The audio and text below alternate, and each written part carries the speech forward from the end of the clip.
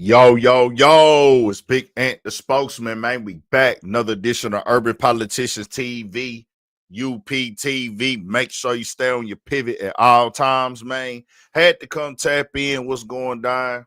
We outside with it, H-Town, Texas, man. We in the crib. We was not outside tonight, actually. We was actually in the crib just chilling. I should have moved that jacket. Oh, well. We in the crib chilling tonight, man, getting it done right here. Y'all come and tap in. Give me a mic check. Let me make sure y'all can hear me clearly because I ain't been working in the crib a lot. You know, I don't know what my audio levels is like. I don't know what nothing is like. What is the volume like? Are we clear? We straight? Y'all got to let me know what's going down. Can y'all hear me? Can y'all see me? Give me a check. We rusty on the mic. We ain't been in here in a minute. Let's get to it. Get a few more people up in here. I really should have got this started way earlier. We going on 1 o'clock in H-Time. I know other places is 2 or 2 o'clock on the East Coast, and then back in the West Coast, we got certain parts I think is 1 hour behind, but Cali, they is 2 hours behind, so it's late for everybody right now, man. But we rocking. We're gonna let a few more people get up in here. We getting it started.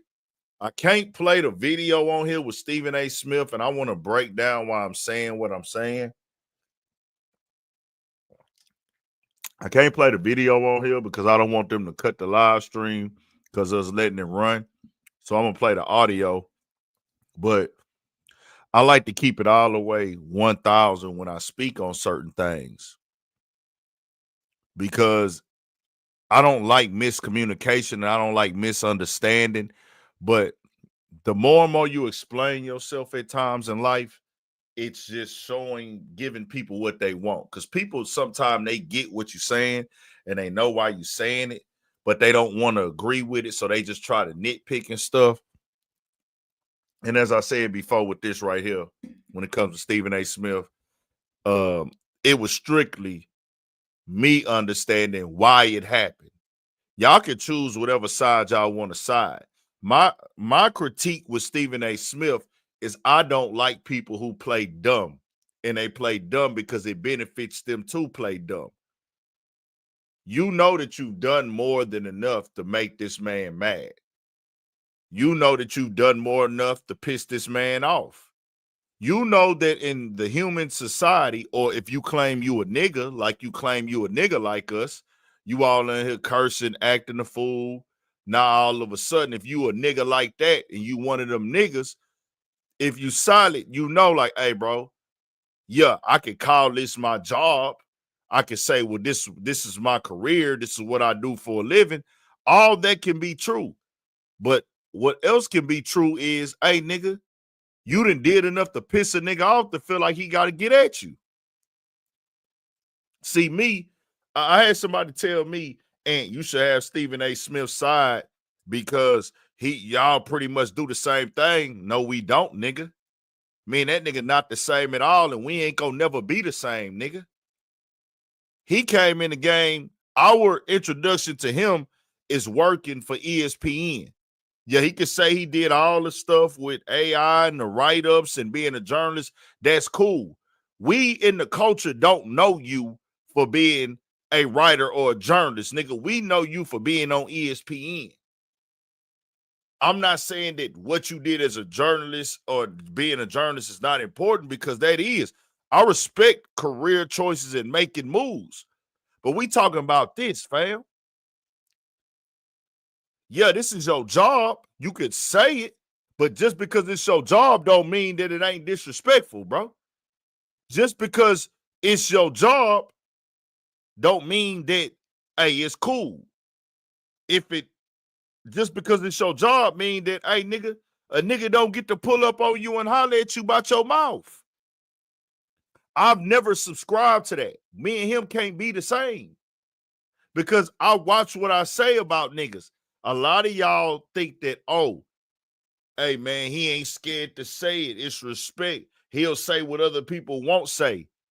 That's not cool. But y'all think that that's a thing, and that means that, hey, I got respect for that nigga because he'll say what other people won't say. No, nigga. That's why you don't say what other niggas don't say, because for the simple fact, it's fake to say something to a nigga on the internet that you wouldn't say to a nigga face. It's fake to say something to a nigga on the internet that you wouldn't say to his face. Stephen A. Smith showed you, hey, nigga, I won't say it to his face, and I will switch room to room. Room to room, I will switch. Stephen A. Smith, this happened, y'all. I want y'all to be clear with this and understand it. This happened Thursday night. From Thursday to Friday morning, which he went on ESPN and spoke about it, he was two different people. He had a character that was in LeBron's face. That's the guy that got called out. LeBron pressed him on what he said. Hey, man, stop talking about my son. Stop talking about my son. He sat down. Nothing wrong with that. You said, hey, bro, I'm going to take the high road. I'm going to be a gentleman. I'm going to be a man. I'm going to be professional. Cool. That's your choice. So then you go to work the next day. You get on ESPN. You go professional again. All right, man, I understood. He came to me as a father. He felt the way as a father. I understand it pretty much. He explained. He said, I can't say what he said because we on the air and all this and all that. I wasn't this. He gave some clarity on it. Okay. But then on his own show, he goes and he lets us know exactly what LeBron said pretty much with the profanity. It says, yeah, I stand by what I said. I wasn't this. I wasn't that. So you done changed up 3 times of how you present yourself to the public in less than 24 hours. Now, true, you didn't know the incident was recorded. I don't know how to keep changing who I am. Me and him differ from that because I don't got no job to go to. Disney not paying me, my nigga. I don't have to keep my language down or not curse or say what the fuck on my mind whenever I want to. He's going to go play the role at Disney. Then he go plays the role on his podcast.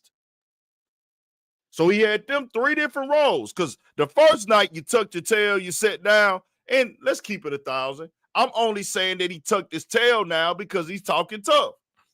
So the next day, he goes into another personality on his own talk show. Hey, man, y'all saying this and y'all saying that. He's going at the people who are calling him out about how everything went down. This is on his own show. There's 4 different personalities. The Gills Arena episode, which that's this right here, drops last night. Now he's on here cursing. Man, I wouldn't talk about you. He all loud and aggressive now. Got all this energy. You cursing nonstop. So you are the nigga that changes your personality everywhere you go. You go change your personality everywhere you go, my nigga. We not the same. And he never said that. He never said it, but people was telling me, that, oh, nigga, y'all both in media. Let me make this clear with y'all. Ant don't subscribe to no media alliance. I'm probably never going to fuck with a lot of the media people that y'all see. Because I'm not finna get in front of you and fake it to you. I can't go sit down with Skip Bayless without calling him out with the disrespectful shit he done and said. I can't go in front of Vlad and tell Vlad, hey, bro, everything 100. I respect everything you do. No, I respect you sacrificing and getting up and hustling. But guess what, nigga? Everybody sacrifice and get up and hustle. So what are we really saying? We applauding fish for swimming?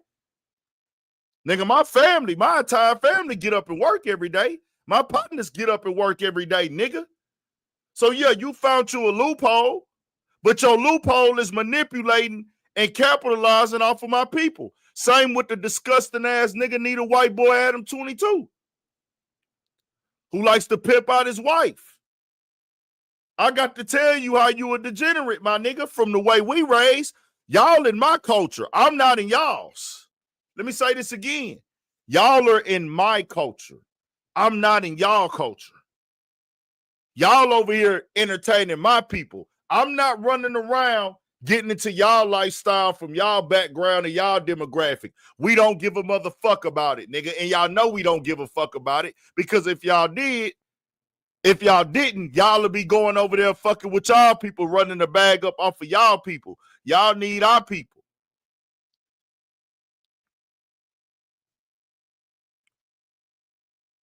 It's simple and plain, bro. I'm straight to the point shooter. This man that changed up his delivery, personality, I don't know, nigga. How you came in is how you come. A nigga don't pull up on you, get at you saying wild shit and popping your shit, and then you come back later on, now I'm a whole different nigga. I'm a whole different person. What, nigga? In what world? In what world are we doing that in? Am I lying? Tell me I'm lying. Am I lying? People keep telling me you wrong, ain't you wrong? I'm not here to decide whether LeBron was overreacting or not, or was LeBron tripping.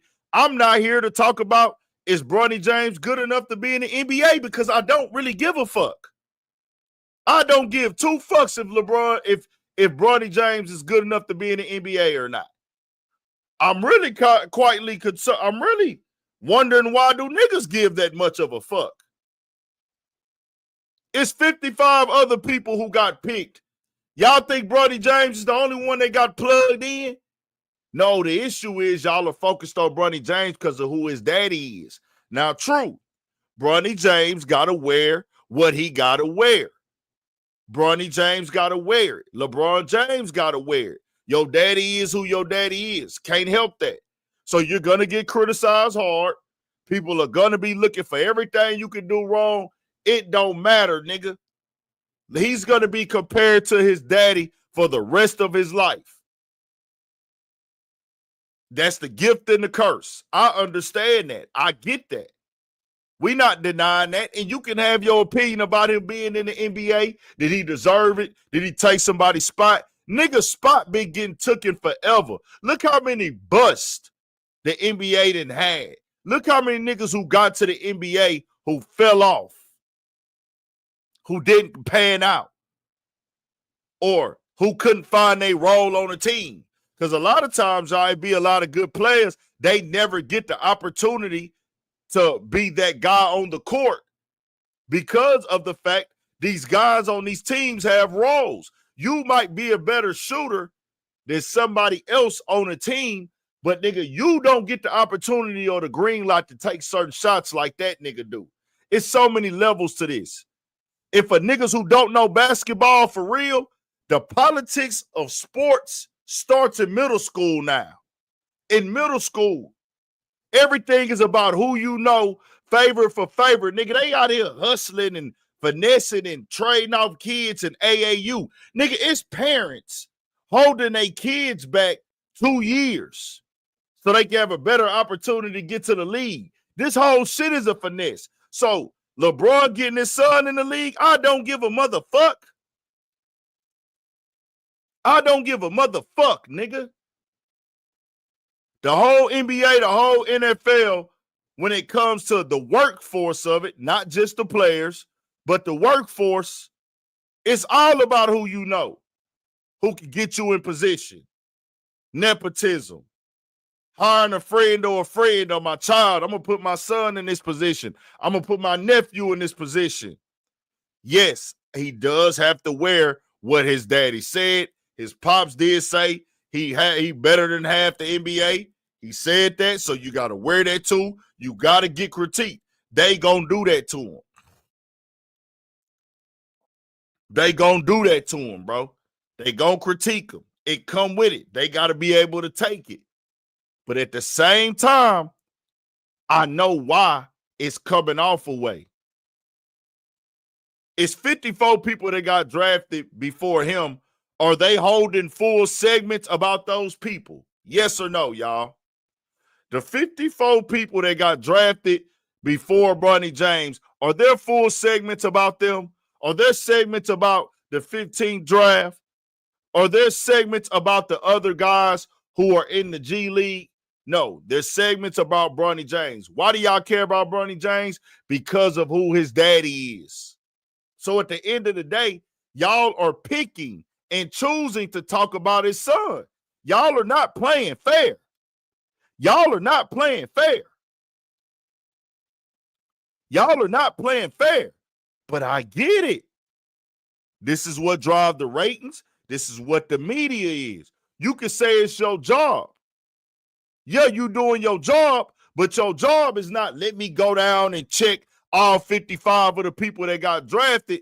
No, nigga, I'm finna hold full segments on Bronny James because of who his daddy is for the ratings. So when you do shit for ratings, don't act surprised when a nigga come holler at you about some shit you did for the ratings, my nigga.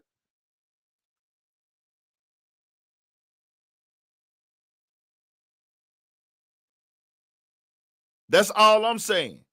Y'all know exactly how y'all moving. Y'all know exactly how y'all rocking.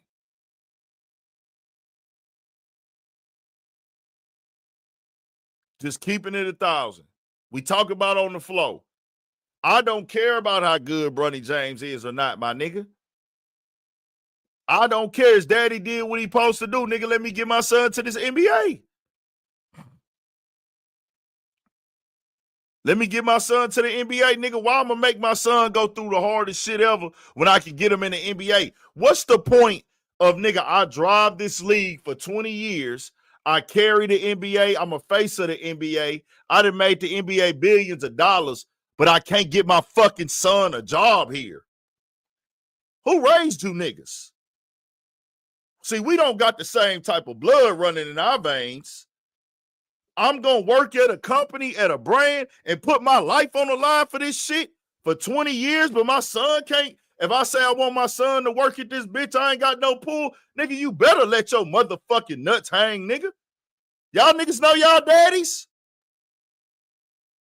Do y'all know y'all daddies? Yes or no, nigga?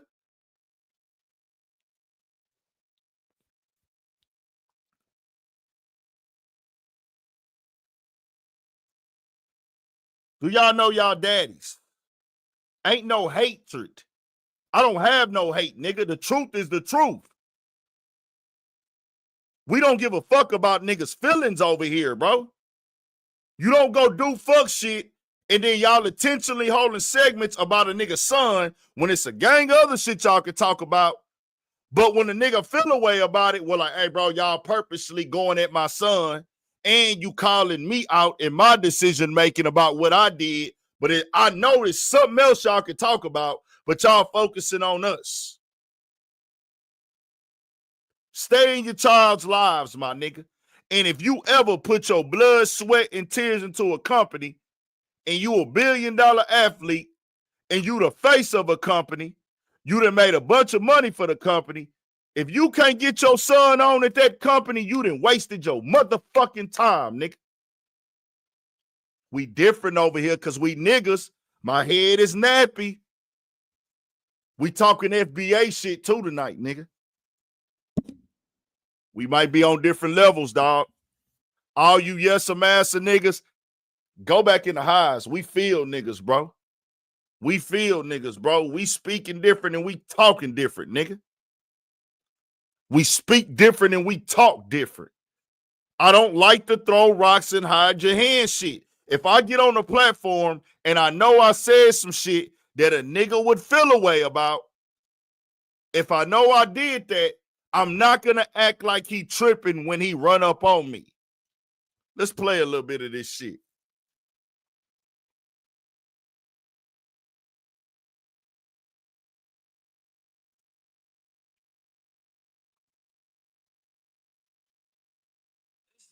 We gonna play a little bit of this shit.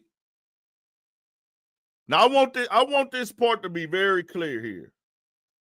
Hold on.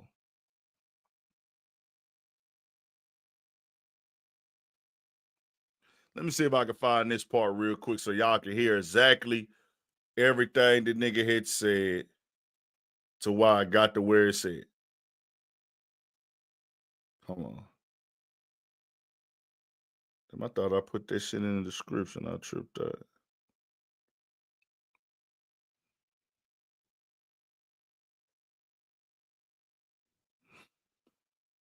Hold on real quick, y'all. I'm finna find this shit for y'all. Stephen A. Smith, Bronny James.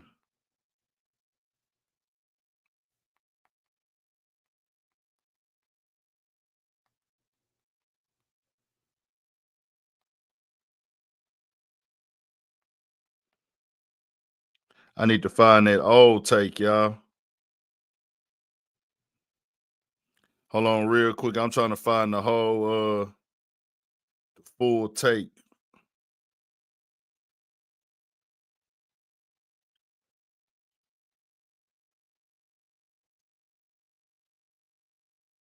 Here you go.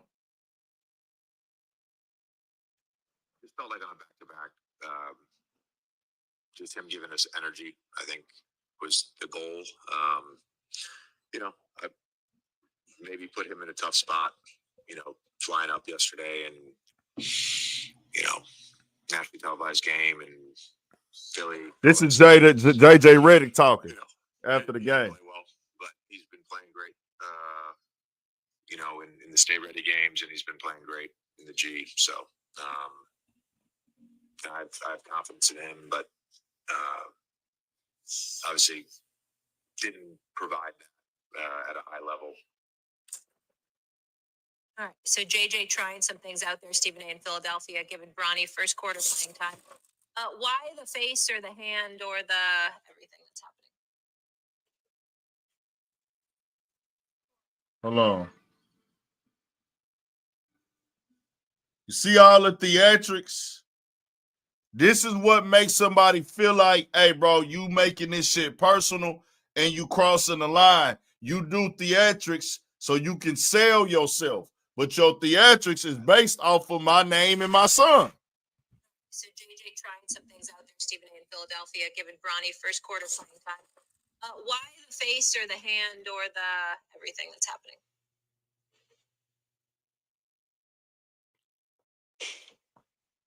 I'm really, really trying to be as respectful as I possibly can be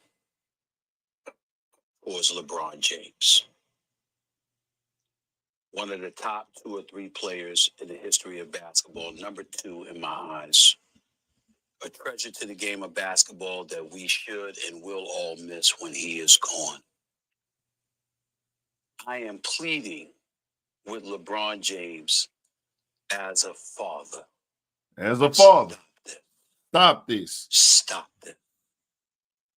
We all know that Bronny James is in the NBA because of his dad. The first game of the season, opening night, the Griffies in attendance, father-son duo playing in an NBA game for first time, an absolutely positively wonderful story. And then reality sets in. We love what we're seeing from him in the G League because that's where you belong. As you hone your skills and you get better and you legitimately earn, which I believe he has the potential to do. I am rooting for Bronny James. It would be cruel to root against him. It's a wonderful kid. I wish him nothing but the best. But he's LeBron James' son. And everybody knows what attention that brings. Molly, Doggy, put them up on the screen because I want to see their face when I say this. Right now, Bronny James is averaging 0.3 points, 0.3 assists, and 0.4 rebounds. You know what people are saying. You know what they're going to do to this kid. In 13 games, he has played 44 minutes. He has scored 4 points. He is shooting 1 of 16 from the field, 0 for 7 from 3-point range. How are you doing him favors? We know that he's not ready yet. And I'm saying this with compassion.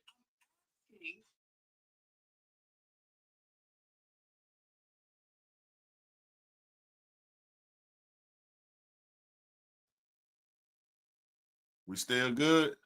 They ain't cut us off, did they? Did they cut us off? They cut us off? We still good? Did they cut us off? Did they cut us off? We here, bet. We good. So I want this to be clear. Nobody is saying that, hey, bro, this nigga's good. Nobody is saying that Bronny James is great. Nobody is saying that his daddy didn't get him to the NBA. You stating the obvious. Cool. But it ain't what you do, it's how you do it. You doing all the theatrics, you going at him. So he got a call that night.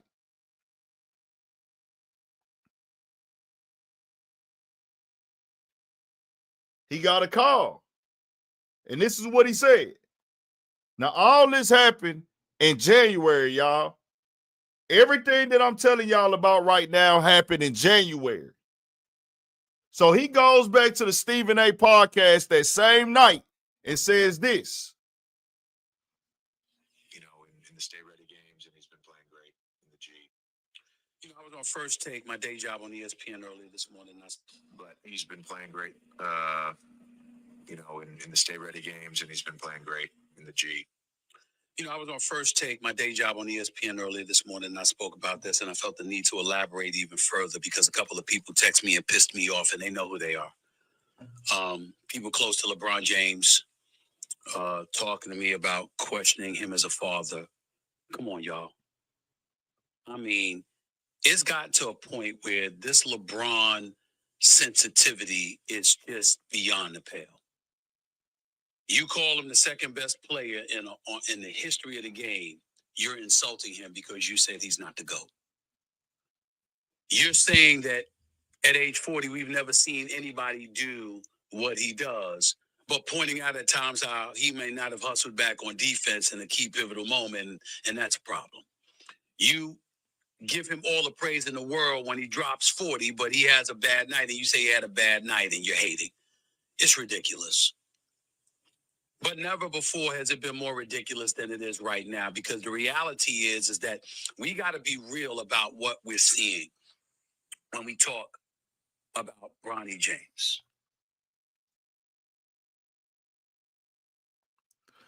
Stephen A., why are y'all not talking about the other rookies since it's all fair?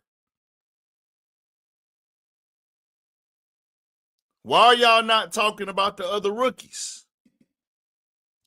Why are y'all not talking about the other players? Why are y'all not talking about the other guys? Why y'all not speaking about the other rookies, bro?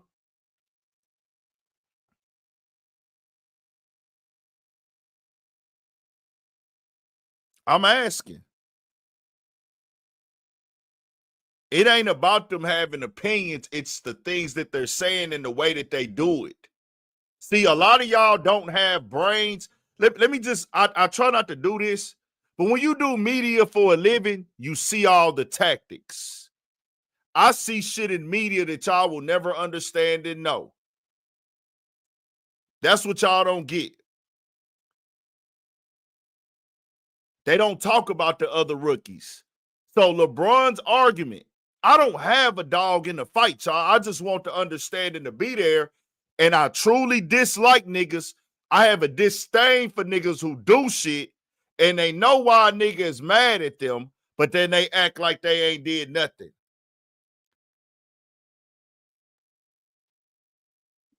You spoke on the man as a father. You then got the call about speaking on him as a father, and you said it pissed me off, and you're tired of the sensitivity. So you told them do we think that LeBron saw what he said? You said what you said about the man being a father. You got some phone calls from different people, one of them being Draymond Green. Stephen A. later revealed, after LeBron pulled up on him the other day, Draymond Green is one of the people that reached out to him. Bro, why you bringing up the father aspect now? You come back and say, hey, man, they done pissed me off. They sensitive. They soft, basically. They soft. Oh, really? Okay. So why would you act surprised when a nigga got to come holler at you about something? All I'm saying is whether you agree or disagree or not, this wasn't just, hey, bro, you be critiquing Bronny or you said something fly about Bronny. It's everything collected. And this ain't the first daddy. This ain't the first pops that then pulled up on this nigga, bro. This ain't the first pops that then pulled up on him. Kyrie daddy then pulled up on him. Nigga. Whatchamacallit daddy then pulled up on him. Glenn Robinson, I think. So you got a history of this, bro.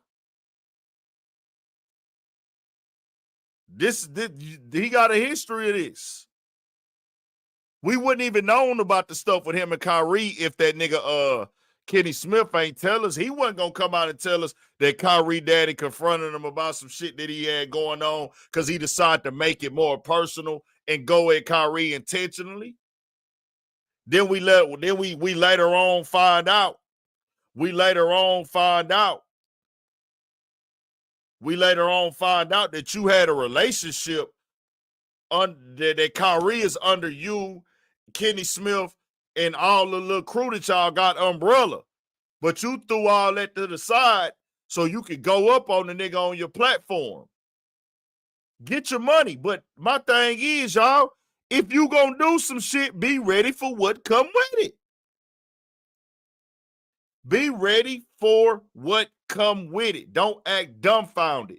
This nigga has changed his personality 4 times within the last week, y'all. I don't respect it. It's called clout chasing. It's called, hey, bro, whatever room I'm in, I'm going to go play a personality. Oh, I get around these niggas, now I'm finna start cursing up a storm. Nigga, you was never cursing like that. I'm not saying you and LeBron need to come to blows, but after you make a decision to sit down and shut the fuck up, you need to keep that type of energy, bro. That's just why I'm at with it. Don't wait till later to go start cursing and shit. Nah, nigga, you got to stand on that in person. And if you wasn't able to stand on it in person, it's cool, bro. It's cool.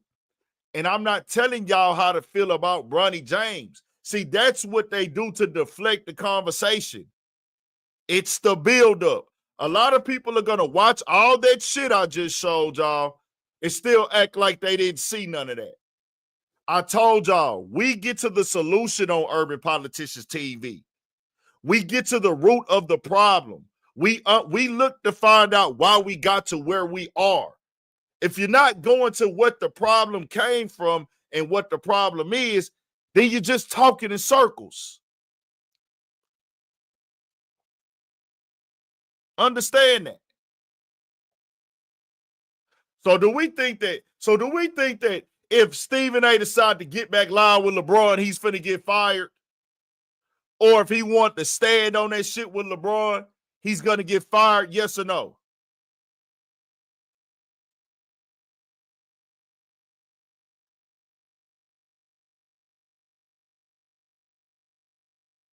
Yes or no?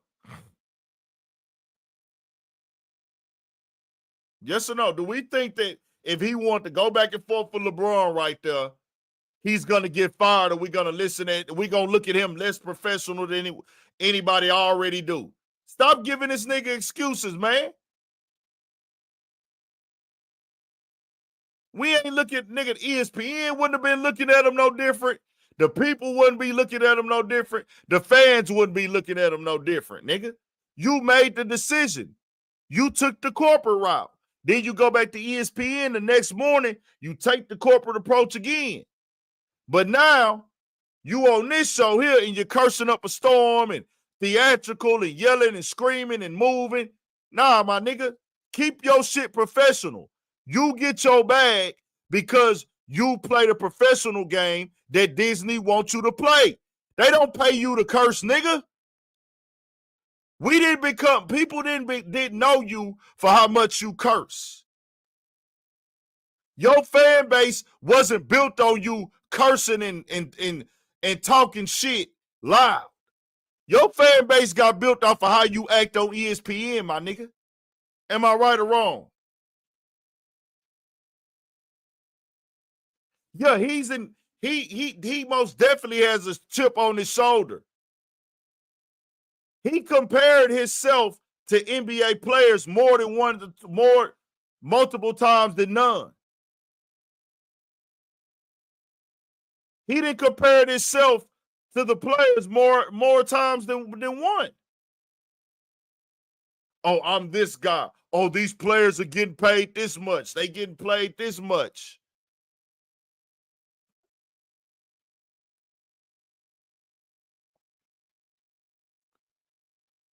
Hey, I like a bitch nigga when he come in here. He can't curse on ESPN. That's some bitch ass shit to say right there.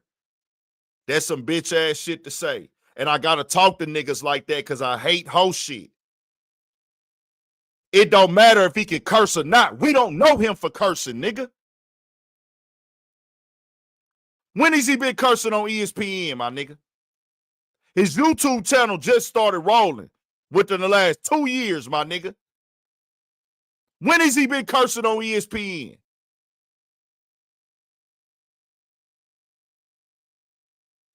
Stop the dick riding. We talk disrespectful to dick riders. We disrespect the fuck out of you niggas. Hey bro, don't make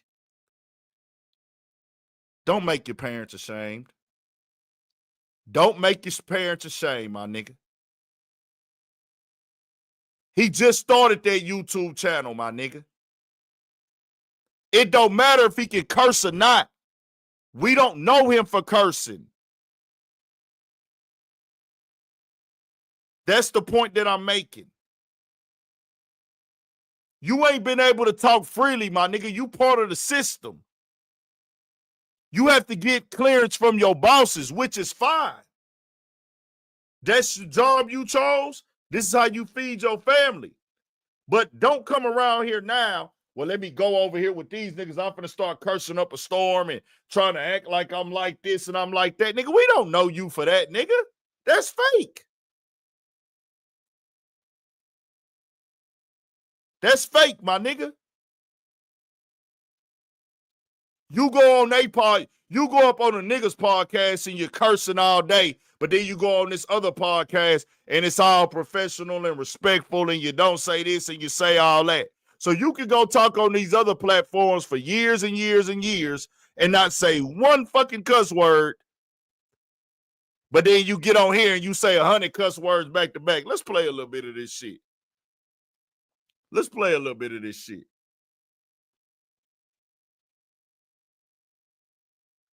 Y'all doing full 12 and 13 and 15 and 20-minute segments on this man's son, which is fine. You can do that.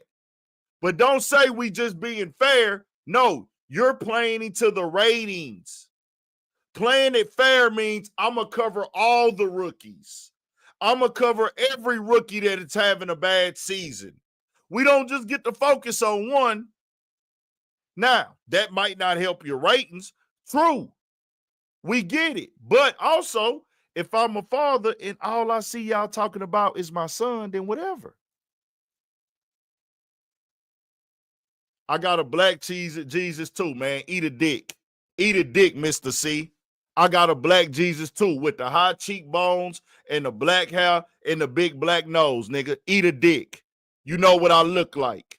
All that old coming over here trying to take. I'm a disrespectful nigga when niggas try to call me fake or take personal shots at me.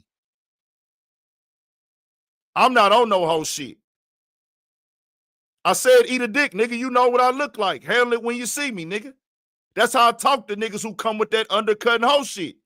You talking about something about my Jesus piece. My Jesus piece ain't got nothing to do with Stephen A. Smith, nigga. We don't take whole shit on this platform, nigga. For sure grew up in the church. I got the customized Bibles right here.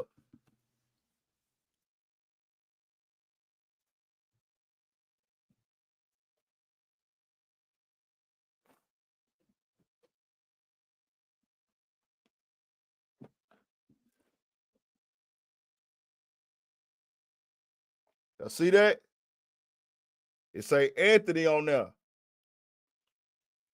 I got custom Bibles, my nigga. I grew up in the church, my nigga.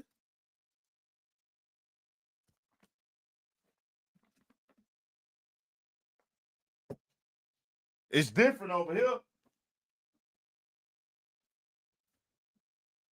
Nigga, I went to church on Sundays, Bible study on Wednesdays, and had to pull up on Saturdays sometimes.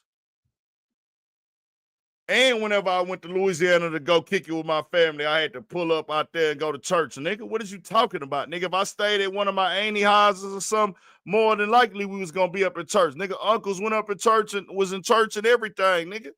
If I stayed at one of the homies' houses, nigga, we had to get up and go to church, nigga. See, the problem is a lot of y'all think that every nigga that do YouTube is a hoe-ass nigga or a fake-ass nigga, bro. I don't play character, my nigga. This really me. That's why the people fuck with me, nigga. That's why the people fuck with me. That's why I get love and I get support when I'm outside. That's why people ask me to take pictures. That's why people come up and shake my hand when they see me, nigga. And they can tell me about what I talk about and what I push. I didn't come on here and try to, I'm playing a character. I don't come on here and tear my people down and shit on my people. I come on here and speak the truth. Let's get over here to, let me play a little bit of this shit that he went over here and said on they shit yesterday.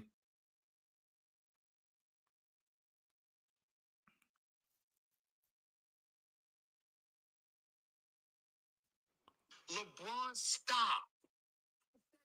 This is before he got drafted. Stop doing this. He goes to USC. He got the hard helmet. Why does Stephen A. Smith get to tell another man what to stop doing? What if a nigga told you to stop doing what you doing? This man trying to keep, if his son want to play in the NBA, this is what he supposed to do. Stop doing this. I told him to stop. Who the fuck is Stephen A? Nigga don't gotta listen to you, nigga. Around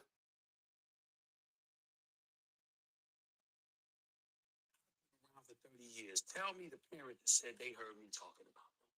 I've never done it. And I saw the tape of him talking to Richard Jefferson Saturday night in Boston. That was when I got really pissed because that was confirmation. Now let's get to the father thing. And I'm so glad y'all asked me about this shit because all I would ask is that I've been around for 30 years. Tell me the parent that said they heard me talking about them. I've never done it. What happened was this man was the one that said, you want me, draft him. I'm gonna play anywhere he's at, it ain't even about the money. This man is the one who said he's better than some of the NBA players are right now when he was in high school. If you go back and look at the tape, back then I said, stop. You can't do this. If you do that shit, you're bringing more pressure on your son. LeBron, stop. I said it then. This is before he got drafted. Stop doing this. He goes to USC. He got the hard helmet. I'm like, thank God he's okay. He gonna be all right. But I'm not gonna go see him at USC, just like I didn't go see him at Sierra Canyon, because like I ain't see Melo's son. I heard your son is all world. I ain't see him. Your son, I never saw these guys until they came pro. Because I know, no, it's not that. I know that because of who I. We got time for the bullshit. I want Miss Brazil. You come join this if you real, and that weak ass nigga Mr. C. I want both of y'all to come join this shit. I'm gonna drop the link for, don't nobody else grab this link. This is for Mr. Z, Mr. C, and Miss Brazil. We check haters over here. This ain't a big live stream. Oh, no, Mr. C, I'm a bullshit nigga. I told you, I give people the flow. If you can't come stand on on what you saying, you a weak-ass nigga just like Stephen A. Smith, who don't pop it in person. Come on here and pop it, because I'm going to pop it how I pop it in front of you, nigga. And you can come on here and do it. We ain't got to get in front of each other, nigga. You and bring your girl, Miss Brazil. Both of y'all grab the link.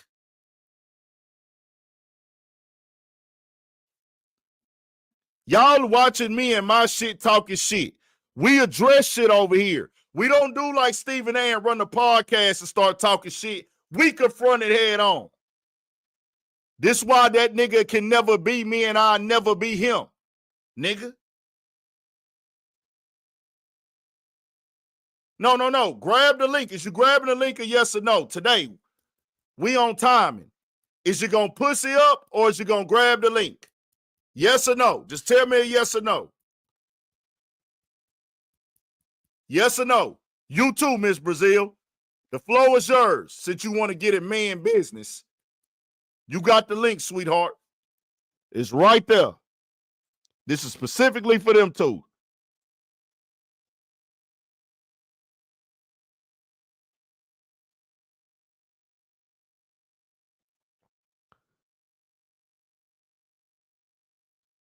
No, Mr. C, do you want to join? Yes or no?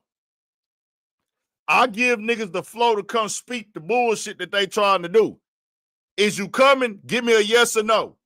That's it. If you not gonna come, say no. Same thing. Either one of y'all. We give people the flow over here, nigga. We with all that bullshit. Man, put a yes or no, nigga. Put a yes or no. They not gonna join. You see how people do? They all Stephen A. Smiths. They want to talk shit, but don't want to talk to a motherfucker face to face. This how we get on at urban politicians, my nigga. We gonna talk to people face to face. We gonna hash our shit out and we gonna talk. We not gonna be quiet when a nigga in front of us did go to our job at ESPN, did say, oh, I was on my day job, now let me come say something different. Then I'm gonna go run to another platform and start cursing. Nah, nigga, we gonna address that shit face to face right then and there on the spot, nigga. Fuck is you talking about, man? And what I've established for myself in this industry, if I walk into an arena, everybody is looking for me to critique that person. And I don't want to do that because they want to come up. I'm not covering college. I'm covering pro. For the kids. Huh? And the kid. Well, I'm saying, but if I was a college reporter, then I would have to, but I wasn't. So why am I going to be there? I didn't want to put that extra pressure. So I never went. I went on national television and announced to the world, I'm not going to see him. He goes to USC. I'm not going to see him. It's too much. It's too much. And then now he's got to overcome this heart ailment, so I can't judge him. But then they said, oh, he going pro. So then once you say he's going pro, okay, you talking to the scouts and the evaluators, everybody else. Yo, man, this is them. He'll be lucky to be a second round pick. He'll be lucky. He ain't ready, blah, blah, blah. And I'm like, I ain't seen him, y'all. I haven't seen him. Then all of a sudden, Rich Paul and others at Clutch, and then the story headlines follow. Boston might be interested, Golden State might be interested, Phoenix might be interested, Clippers might be. You start hearing all of this, and you're like, hi, you know, this could be true, or this could be. Remember, the law with it. You're hearing this stuff. Now, I'm not saying they told me that, meaning the commissioner or but so much money. I want to hear about Bronny and the $8 million. As far as I'm concerned, LeBron underpaid. Shit, that's $8 million he should have had in his pocket. It's no big deal to me. But the one thing I did say was that one game right there is the moment. You got to go to the G League and earn your stripes. Mm-hmm.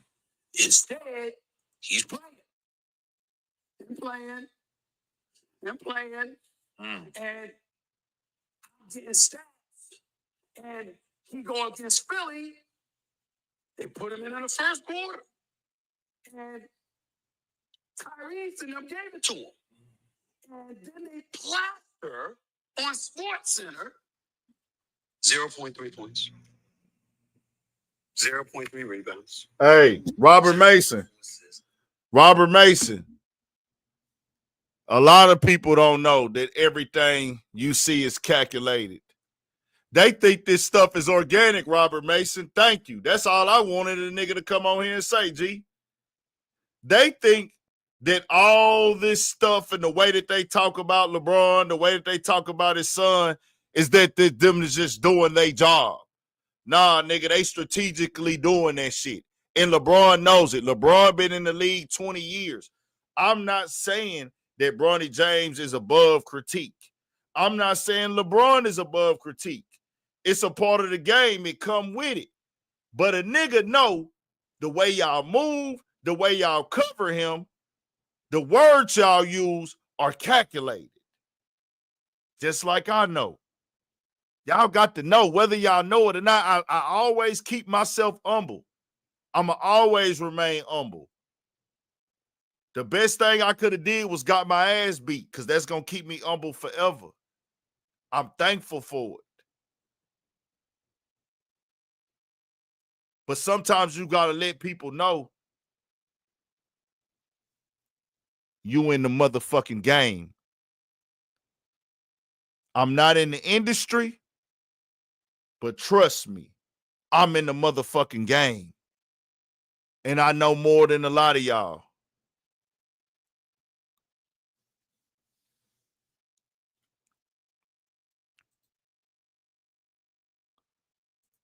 I know a lot more than a lot of y'all how this advertising work, how these corporate entities work, the roles that Stephen A. Smith play, his bullshit ass team that he got that tries to push him, and then he tries to act like he speaks for the black community, which he does not. This nigga does not speak for the black community. He done fucked up so many times and been so out of touch with that.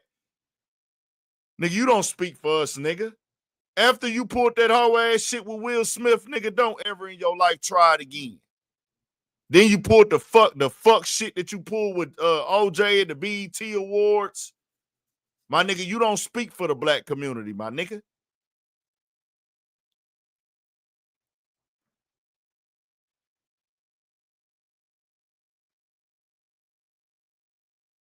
Get your money. We don't give a fuck about it. Like, run it up, nigga. I hope they give you $1 billion. Give you $1 billion, nigga. It wouldn't bother me none. I'm not going, like, whatever. But, nigga, we gonna call a spade on the ground level, bro.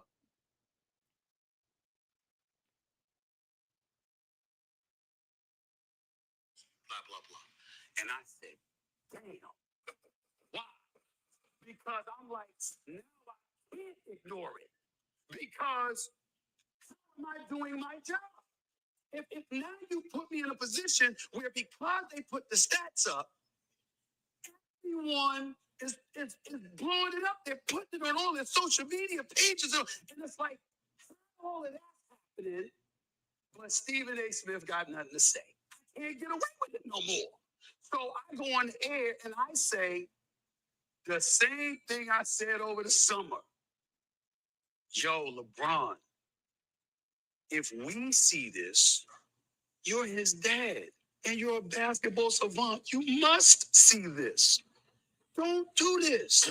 You because you're putting him under such a microscope. It's gonna be too much for him to overcome. Give him a chance. So that's what I said. And because I prefaced it by saying, as a dad, the only reason I said as a dad is because you marketed yourself as his dad. Come get into the league. Mm-hmm. You didn't do that. No one didn't do that. Yeah. And I know he wanted it. D-Wade, Tim Hardaway Sr., Rick, the list goes. None of them did that. None of them. He's the only one. And I said, yo, that's why I'm saying this to you. I don't want to do this. I know your intentions are honorable. Stephen A., they didn't have the opportunity to play with their son. None of them had the opportunity to play with their son, Stephen A. That's the difference. You see how he talking in circles? And fuck D-Wade anyways. Fuck that nigga. But None of these other dudes could play with their son. Nigga, their careers didn't last as long as LeBron's did. Nigga, that's the difference. Go back and watch the whole tape of me saying it. I know your intentions are honorable. I know you don't mean harm. But there's some vultures out here, and they're going to come for him. And how many times over the years, to get to your point, in terms of what you asked me about what you expect, I mean, find brothers in the industry that will tell you, I did not give them a lookout. Go up to them all and say, yo, come in. Not going to be able to help you if you get to this point. You stop this shit right now because it's coming. It's coming. That, to me, is where I reach back and I pay back. By giving cats the heads up of the minefields, because I've been here for 30 years. I got fired, I lost my job, they thought my career was over. I've been through all of this shit. All of it. They give back, nigga. You get paid to talk about them. What are you talking about, nigga? That's not a give back. Oh man, this is what's going on. You see how this nigga sounds, bro? Oh, I do the give back. I'll let them know what's going on and what's coming. I'll let them know about the minefield. If you a real nigga, you gonna do that, nigga. A nigga supposed to do that, nigga. These the people you make money off of, nigga. You don't have a career without them. You don't have a career without them. All I'm saying for this shit right here, bro, is if you gonna be that guy and you gonna pop that shit, don't act surprised when a nigga get up on you, bro. When a nigga get up on you, you gotta take how it come, dog. You know why the man is upset. You know why the man is upset. You know what you said and you know how it came off.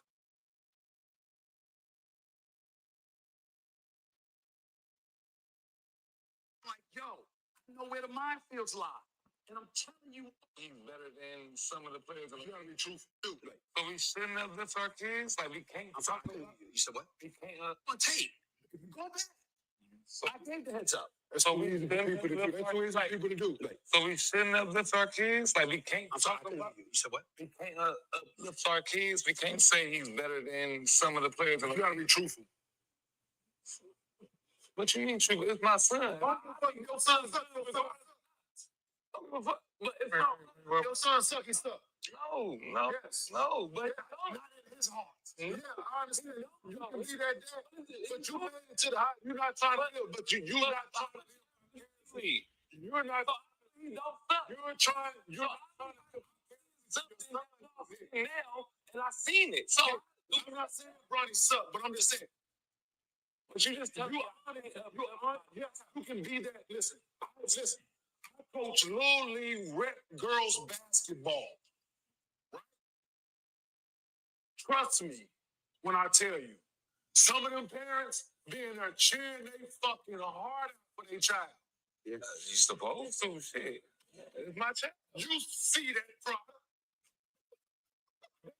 Nobody athletic in their family tree. Whoa, man. Listen, they were an anomaly.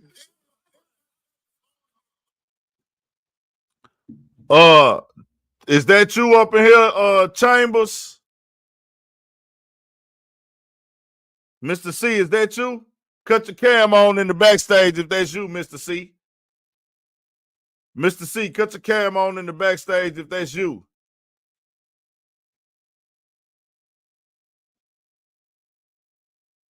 I'm going to bring some people on in a minute, but I do want to holler at Mr. C. If Mr. C, if that's you, I got to run through one more topic, y'all, before we get into, before I let people come join in. I'm going to stay on here a little bit longer, but I'm going to let some people come join on in a minute. But if that's Mr. C, we'll holler at him in a second.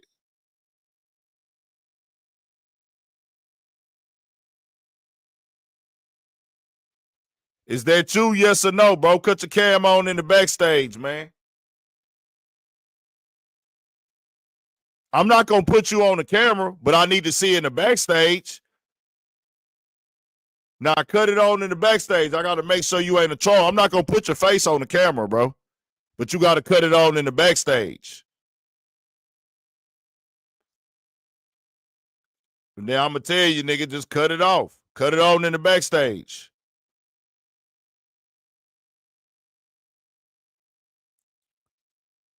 You not finna be on the live, nigga. Come on, bro. You holding up progress, man. We ain't got all day. I got a couple more topics to cover that I'm going to bring some people on. We'll let some of this play while he get his act together.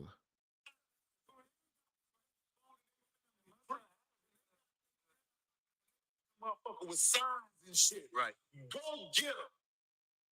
But what I'm saying, this all.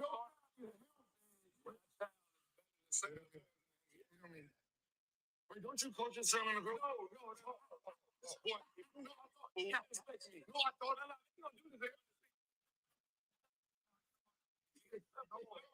don't y'all play the same league? My 6-year-old son. Yeah, my guy's oh, no, fool. I thought you was coach ass boy. But the other part that I would bring to you, Swag, is this. That's all I'm saying. Because you played in the NBA, it ain't just about how you feel. It's about how you know what's coming. And I gotta know. And so now, as a parent, you got an obligation to protect from what's coming. To your point, right? I used to tell KJ all the time. Internally, I see it. You have what it takes to play in the NBA, right? All you got to do is keep getting better. Right. This is my whole message, right? Keep getting better. Right. And I'm pretty sure Bron is telling Bronny the same thing, but it was interrupted. Not saying that he can't get there, that he would never get there. But it was interrupted. And they pivoted.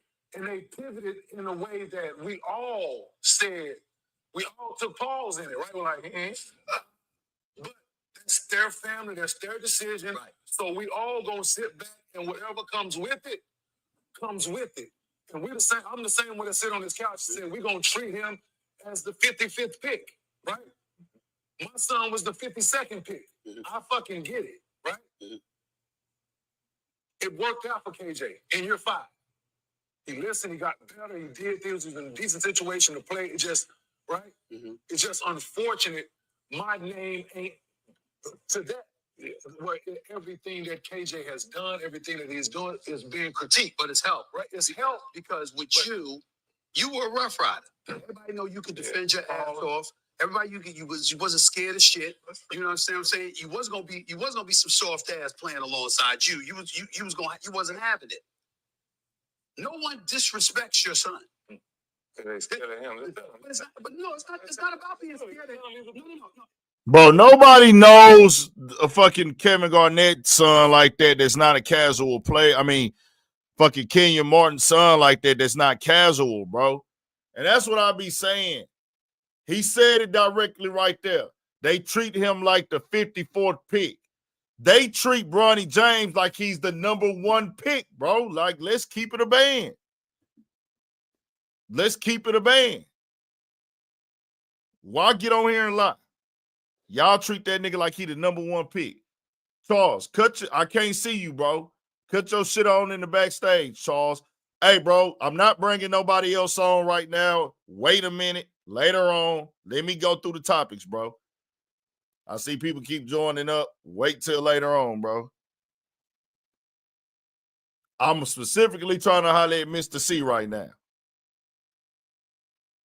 But he needs to cut his cam on in the backstage. I want to get some of this turned up Stephen A.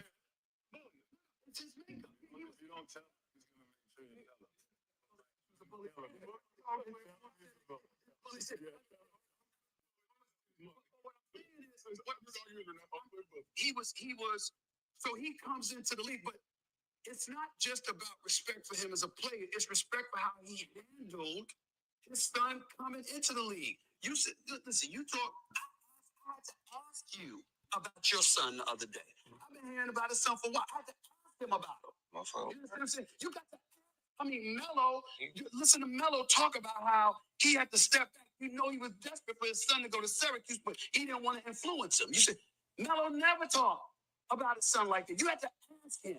And so you see a lot of this stuff happen, and then you see this. And I'm like, so as a media member, now, this is the part y'all may not take into consideration. You don't have to care, but we do. I don't say nothing. Mm-hmm. Wait a minute now. I would have said something about somebody else. I would have said something before. Okay. I mean, how long am I supposed to go without doing my job? The brother is in the NBA. He is wearing a Lakers uniform. So it's like, wait a minute here. You got to a point where it left you no choice. So then all you can do is speak respectfully, but honestly. And then everybody was caught up in the father as a father as a father. And I'm like, come on, man. Come on. This how simple it goes. It goes this simple. Please. Listen. You've always been stand-up Steve. So whenever it's a situation that we looking to Steve to stand up and they're trying to take that away from you, you gotta look at it. From my perspective, I'm like, I'm always the one that's gonna say something.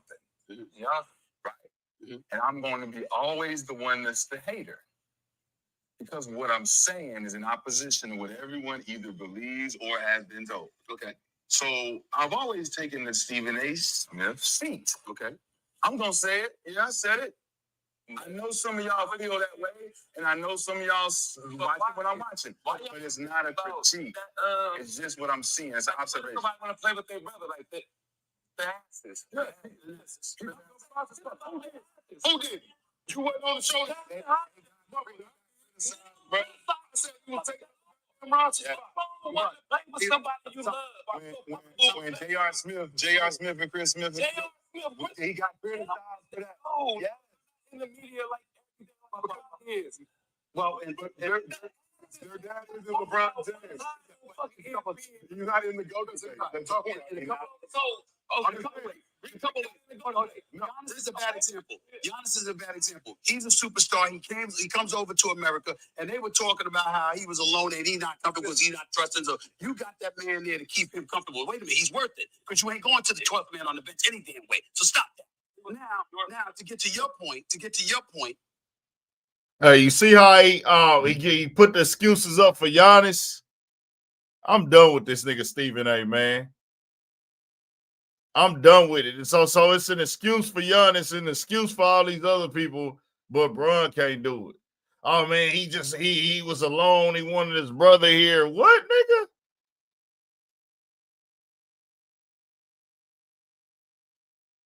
Like, come on, dog. This nigga don't want to cut his cam on. Nigga, cut the light on in the backstage, bro. You not coming on. See, this is the problem. You are not ready to come do what I do. You just want to talk in the comment section. Stay there, nigga. There's nothing wrong with it. Not everybody wants to be a YouTuber. Not everybody want to be on camera. So all we say is don't talk so confident if you're not ready for this. Stephen A. Smith, don't talk so confident if you're not ready for this. That's the reason I give people respect that I speak on, y'all. Because I'm not them other niggas. I'm not staying in the house. And I believe I'm firm on it. It ain't even about being scared. Nigga, it's about if I'm not finna say it around you, I'm not gonna come on the platform and say it. That's just what I'm on with that. You're right, except for one thing.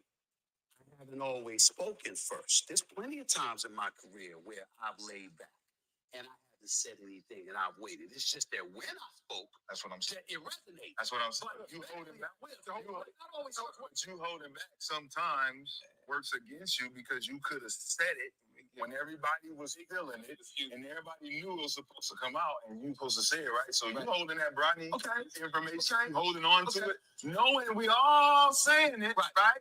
And we waiting on stand-up Steve to say it because that's gonna validate it. Right. It's like if Steve see it, We know it's going. Yeah, but in that situation, I don't know if he said it. No, he's the only foreigner that needed somebody next to him. No, I said it. No, He's the only foreigner that needed. he's the only forward What's a his brother name? that damn What's good. his How name? about that? What's his name? Okay. What's- Everybody in yonder. Joker Burger should be on the bench. Like, I get it, but they are on the bench. They got him in the league Yeah, He was in the league before but y'all. you're not wrong with what you're saying. You're not wrong. I'm just saying Let's that it depends on the story. Everything isn't meant to be put on Front Street day one. Sometimes you wait. Now, but as long as you're honest about it. Hold up on me. Okay, but isn't it weak though? Like when you think about it. has turned due to all of these interactions. I'm still saying it still depends on the story. It depends on how much of something is resonating and how much is percolating. If the shit's percolating. You want to know why Stephen A. Smith, and y'all go listen to the rest of his bullshit. The reason why this is how he makes his money, bro. This is how he makes his money. So he's not trying to hear you tell him the truth. He's not trying to tell you the truth. He's going to word it to fit the narrative that he wants because this is what benefits him. LeBron is doing what benefits him.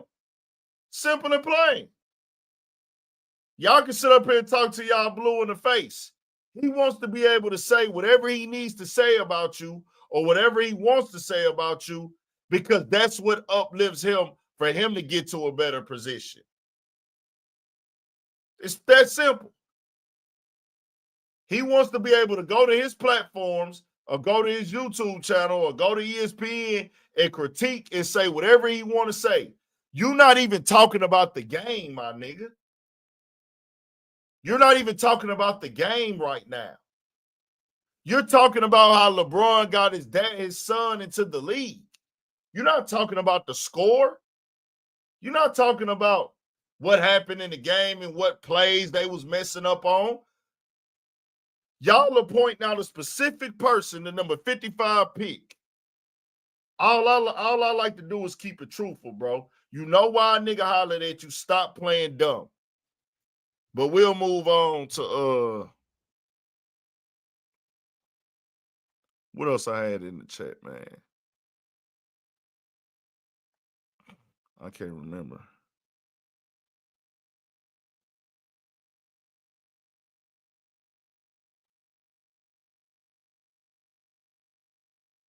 Rick Ross is responding to 50 Cent.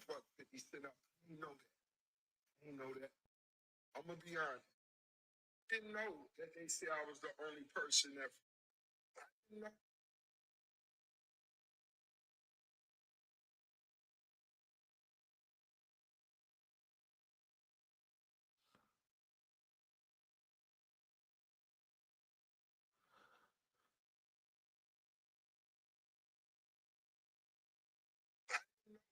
They said I was the only person that fucked 50 Cent up. I didn't know that.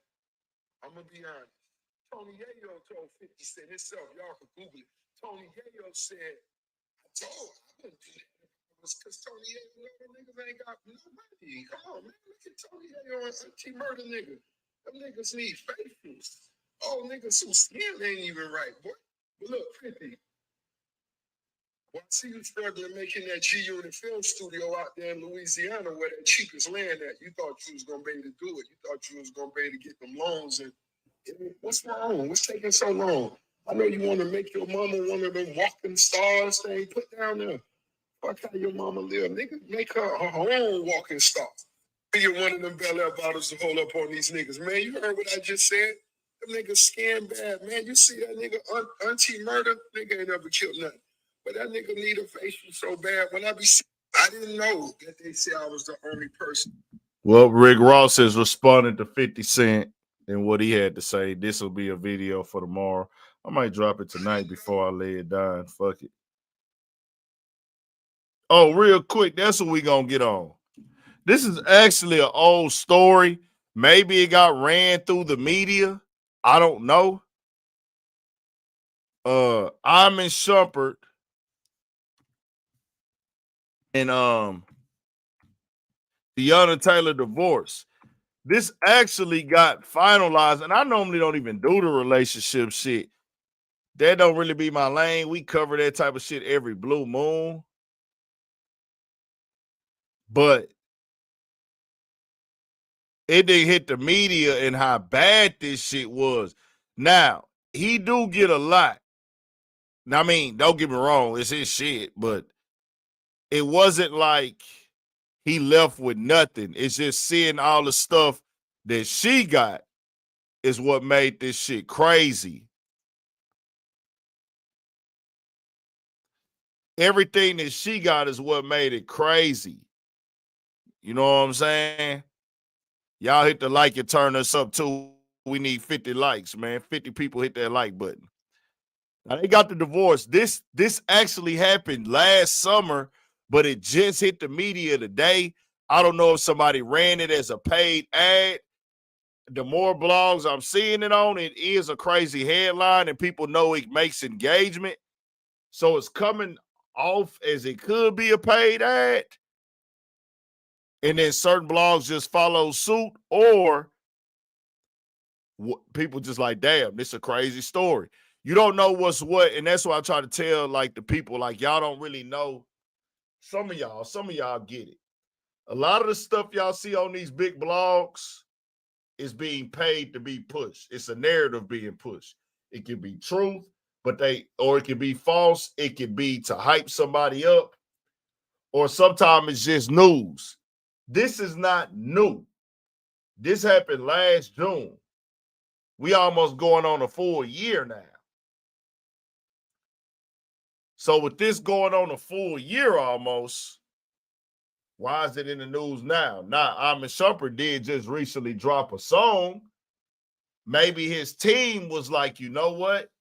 We can use this to push his music. I don't know. Maybe his team ran the story.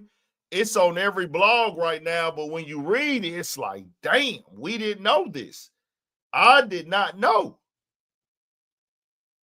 I said, hey, bro, I feel like a whole ass nigga if I don't support bro music now, bro. Now, dog still got stuff. It's just seeing that she got all that is fucking crazy. It is what it is. It says, according to the documents obtained by the Jasmine brand, a judge in Georgia Fulton County Court ruled that Teyana Taylor will be granted four properties with a total worth of approximately $10 million. The Harlem native will also keep her vehicles and jewelry while also retaining ownership of her companies, Taylor Made. So she gets $10 million worth of home, worth of cribs. That's 4 cribs. 4 cribs worth $10 million. She also gets to keep her companies, and she gets the vehicles, her vehicles. As for the former NBA champ and now reality star, Shumpert has been ordered to pay one-time 7-figure payment. That's $1 million at least. He will keep his Miami condo and residencies in Georgia and Decatur. And he got to pay $8,000 in monthly child support while covering the private school fees for their 2 daughters. So he coming off probably maybe $12,000 a month on child support.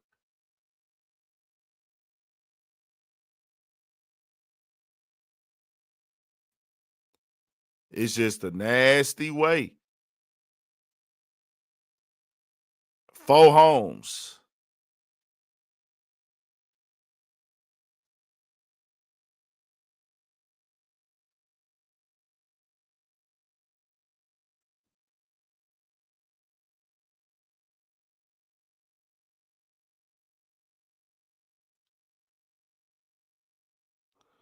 So the thing is, do we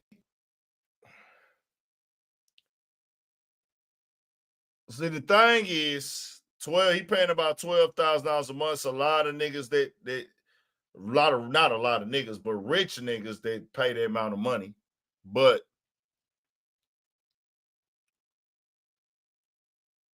it's one of them things when you know that he's an NBA player or he was an NBA player.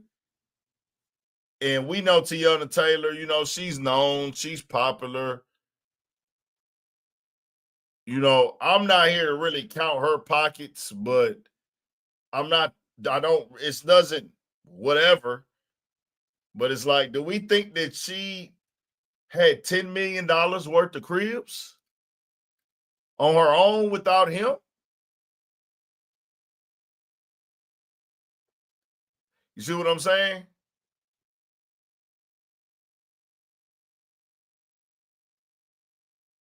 Now, he has 2 cribs, though, still. He has 2 cribs in Georgia, one in Decatur and one somewhere else in Georgia, and he has a condo in Miami. He keeps those. It's just when you look at it, it's like, well, damn. Who bought the other 4 cribs? Like, goddamn. It's just tough. It's tough. I had to support bro shit today. I said, let me post this music up, man. That's tough, man.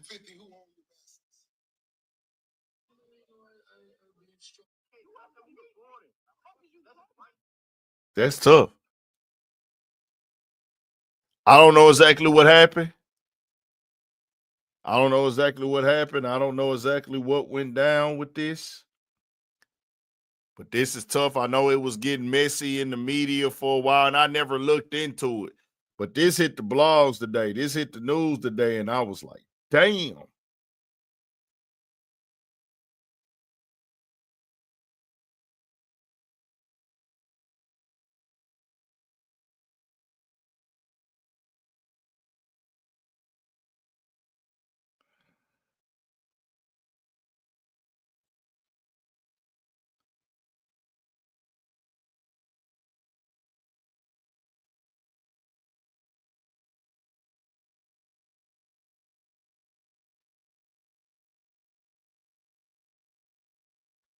But he still got 3 cribs. He still got 3 cribs. But it's like, damn, she got 4 cribs. But a nigga know that shit being promoted and pushed for a reason, though. This shit is crazy, man. And let me ask y'all this, all my guys that's in the chat right now. Y'all getting married, man? All my guys that's in the chat, are y'all getting married? Let me know after reading this, are y'all getting married, bro? Or y'all chilling?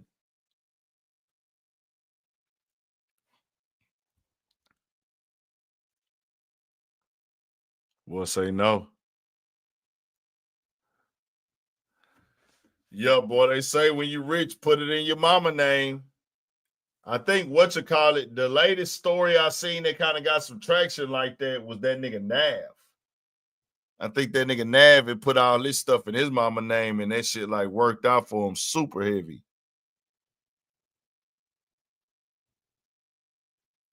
It worked out for him super duper heavy. Crazy. We'll see what happened with this, man. Shit. That's tough just seeing, hey, nigga, you get 4 of the cribs. And it's kind of like, yeah, you want to take care of your kids. Like, it's like depending on what you put into it, it's like, all right, man, if we got 7 houses, how many of these houses did bro pay for? If we got 7 cribs, if we got a total of 7 cribs, how many did he pay for? If you ain't pay for none of the 7 cribs, you get 1 crib. You get 1 crib. You keep your whips that you bought, or I give you a whip, or maybe 2. And then after that, after you done with that, hey, yeah, I'm gonna leave the live up. After that, you turn it into this. Hey, I'm gonna pay the child support. Simple and plain. Simple and plain. That's how I would feel like would be fair. kids go to school, kids taken care of. You got to send them to a good school because you've been in the NBA and things like that. And you still, if you can afford it, I get that. I'm for the education, bro. Make sure she's straight. Make sure they straight every month. Nigga gonna do more than child support, but all the cribs, ooh, man, tough. We'll see what happened. I'm pretty sure either she or him gonna have a response for this tomorrow.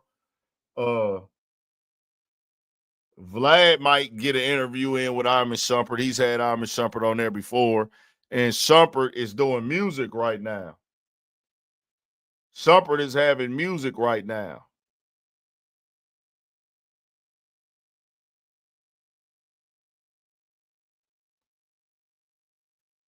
He's doing music, so I'm expecting him to go on the media run for sure. I wouldn't be surprised if I see him on Gil's Corner soon. He probably touched a couple hip hop platforms. He did drop a video. I posted that nigga video today.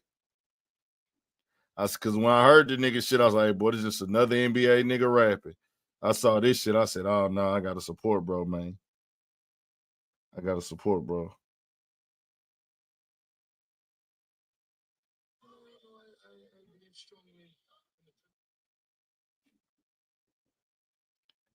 Did y'all see your girl from In Vogue say she was homeless? Prayers up, man.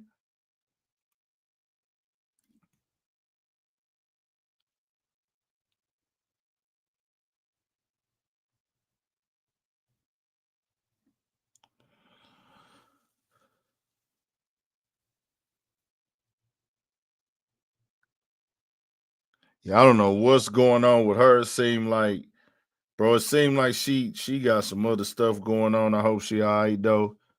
Whatever she got going on, she seemed like the way that they got broke down and everything like that. That's tough, man. That's tough. Seemed like she said her manager paid for her to stay in hotels and stuff before. Oh no, man. Turn it up though. Let's move on. I want to play this clip real quick, and then I'll let some people join for a few minutes, and I'm gonna go lay it down after that. I want to speak real quick to something that Slim Thug said, and I'm tired of people with followings speaking incorrectly about Black people and our lineage and our ancestors and reparations. And I only can think one thing when I hear this from niggas because I'm older now. And I'm somebody that was ignorant at one point in time too. I didn't have the information. When it comes to reparations and lineage and history, Slim Thug is very ignorant and he says very ignorant things. And he doesn't care because he has a nice house. He's financially successful. He has cars. He has everything he wants, which is fine. But that's for you. Don't get on these platforms, though, and pretty much downplay what every other Black person got going on when it's 40 million of us in this country, Slim Thug. 40 million plus. 90% of us are not rich. Over 90. 95% of us are not rich, Slim Thug. So when you go on these platforms and you say these things, it's coming off as very selfish. And let me just play a little bit of it for y'all. And last night, congratulations on the movie. I went and supported it. Some of y'all might have seen it live. Double Cup. Shout out to my guy Propane. He invited me to come through. He said, man, they're going to have a red carpet if you want to do some media and everything like that. We probably end up getting us an interview in again, maybe later on. We'll see. Shout out to my guy Propane. I'm trying to get my interviews up and rolling once again, and they'll be here soon. But shout out to Propane. He invited me, and I pulled up. I had the stream going. Slim Thugs in the movie, Lil Kiki in the movie. Slim Thug, Lil Kiki,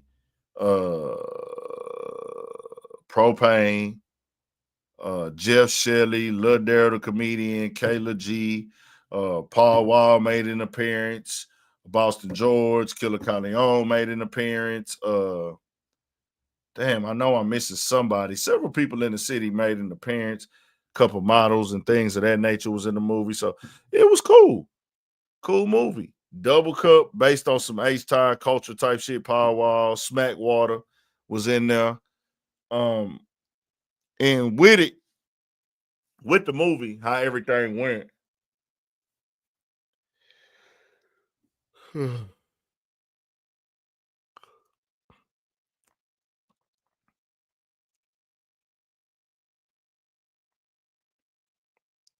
With the movie and how everything went.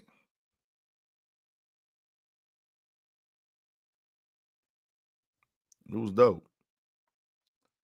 But we got to talk about this. Congratulations on the movie. Congratulations on the movie. But this right here, we separating this from the movie. Go support the movie. Well, we got to talk about this clip. This ain't acceptable. On another level of, like, you can't question my blackness as a black man ever because I'm actually black owned out here. I'm one of the very few rap rappers who is not owned by a white man, by a Jewish man. I don't even know no other rappers who got on their whole catalog like Slim Thug. So to ever question my blackness when I have the integrity enough to not even let a white man own my music, and it's people buying masters and selling masters every day, like it's none. I'm not affected by that. You know what I'm saying? I stand on too much business when it comes to that. That's not the same thing. The comments when you made when you was talking about black people need to move on and stop blaming white folks. Maybe. That's not what I was talking about. But even that, they took that clickbait out of that. You need to stop blaming white folks. Yeah, it ain't about, oh man, white people ain't never did nothing to you or nothing like that. It's the mindset. It's the mindset of waiting for somebody to give you something. You know what I'm saying? Yeah, they wrong. Yeah, they did all that. But why are you waiting on your enemy to give you something? Why are we asking for reparations in 2025 when people came from all over Earth to America and been successful? Even in your neighborhood, the nail lady, the corner store ain't owned by you. You know what I'm saying? But we waiting on somebody to hand us some 90% of the time.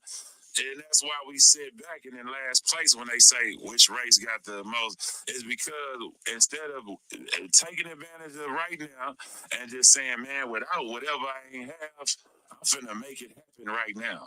Without nobody giving me nothing, I don't want nothing from nobody. I only want to stand on my feet as a man and go conquer this earth and whatever and leave my legacy behind. You know, To be clear, you don't want reparations. I don't want no reparations from nobody. Let me stop right there. I want reparations, and here's why. Okay. It ain't even necessarily for me. It's for my ancestors because that is a debt owed. They died. They worked. They were treated like the worst that you can even imagine that somebody could ever be treated. And it didn't end with slavery. It moved on into the Jim Crow era, and it's still going on right to this day. So reparations would absolutely give black people some get back and some seeds to plant. Like right now, a lot of us, we don't have seeds. A lot of these people, everybody else had seeds, including white people. When immigrants come here, they have seeds used and that are provided to them from our government by way of our tax dollars. Right. They will take our shit and give it to them and allow them to come up, but at the same time try to subjugate us. So those reparations ain't just for me, it's for my ancestors. I got it. I could say I don't necessarily need it, but I do know a whole lot of black people that could use them damn reparations to get on their feet. 100% agree with everything you're saying. And so we need those reparations because it's a debt owed. It's almost like what if you gave somebody some money? What if you gave what if you gave somebody some money? Let's say it's a substantial amount of money. Mm-hmm. You gave somebody, let's say, $100,000. Right. You passed on. Your sons know this motherfucker bought 100 rats for my dad and ain't paid it back yet. Right. They not supposed to go get that money? Look what I'm telling you though. What if the dude broke? What if whoever had the 100,000 is broke and you know you'll never get it? But this one, right?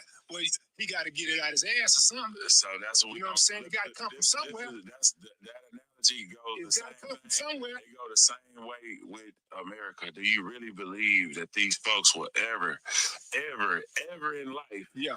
Actually give us some reparations. You know why I say yes? When you know why I say we yes? started asking for reparations? We've been asking for reparations. Around what time? You don't know? I don't even know. It's since the beginning of time. It's 2025, will it? Slim Thug is very ignorant. I will tell him this if he wants to have this conversation. Slim Thug, let's make this clear. If they tell you right now, hey fam, you had 2 family members that was in reparations, you're talking from a point of we ain't never getting reparations and that's it. But then you start rambling on and talking against the things and saying things that are not true. And what needs to also be known about reparations is not just about the ancestors. It is because it's owed to our ancestors, but it's not only about the ancestors. They laid down the foundation. They died. They sacrificed. They made everything possible for us. But the reparations are for the future, for our kids. See, only niggas like Slim Thug who are ignorant to the information. He needs to listen. He needs to get out of his head and be told the truth. You're thinking about for today. You thinking about my situation straight. Well, what about your kids? Are your kids' kids straight? See what I'm saying? That's something that's already been done and earned for your kids. But not only them, are all your nieces and nephews straight? Are all your cousins straight? Are all your family members doing well? Are they? Is everybody in your circle doing well? Is everybody that you know doing well who has Black American lineage? I need this to be clear to a lot of niggas. Slim Thug too, and anybody else who speaks against reparations. Black Americans are not the only ones that are struggling financially, Slim Thug. Yes, you see people, they got some of these people that got corner stores and these nail shops and stuff, they're breaking even, bro. They not all rich. 95% of America is not making over $120,000 a year, Slim Thug. That's not just a black thing. And we make it possible for all of these peoples at these nail shops and these stores to thrive. They selling us the products. We support these businesses, nigga.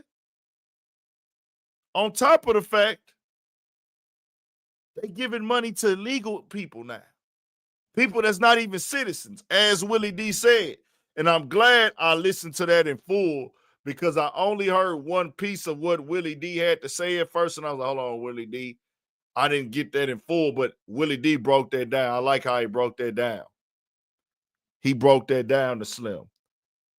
But Slim just wants to be combative. Nobody is sitting around waiting, Slim. Ain't nobody sitting around waiting. I bet Slim won't get on this platform and tell the community that runs the industry that they don't deserve to get no money back from their home, that to get money sent back to their homeland. Or he won't tell them that they should be getting checks for what happened in the Holocaust. I bet he won't say that. That didn't even happen in America. They've got reparations for that, Slim. So I bet you won't get on your platform and say, well, hey, man, they don't need reparations for what happened over there. He won't say that.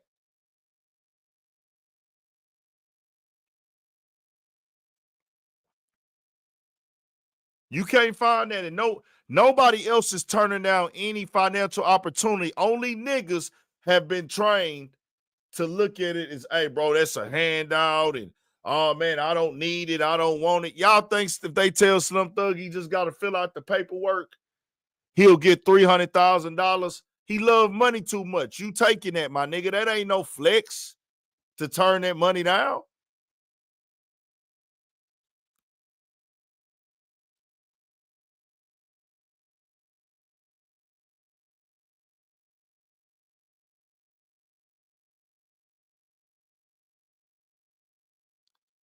As I said, like 95% of America is not making $120,000 a year, fam. I hope that that's a known thing. It's got to be in that realm somewhere. Okay, that's what I'm saying. 95% of the people in America not making that. 95% of America is not making that, fam. And it's not just the black community. This is Asian, Mexican, white. Most of the people in this country don't have money, bro. So why is the focus only the black people? You want to know why? For Slim, it's because the way that black people struggle and the reason why we struggle, it's a known fact that the government has worked against us for centuries, my nigga. The government haven't worked against nobody else in America for centuries as hard as it worked against us. This is a documented fact. All these people coming over here for people like Slim Thug, they over here because of our ancestors, my nigga. Because of what we did, because of what we created, because of what we built. And why do people only focus on our people that ain't rich and make that be a thing? Do you know how many black people that have homes in this country? See, a lot of people pay attention to their peers. They pay attention to the people in their realm or the people they think that are lazy. It's 40 million plus black Americans in this country, my nigga. I guarantee you majority of them get up and go to work every day. So who are they sitting around waiting on? Who they sitting around waiting on, bro? I'm asking.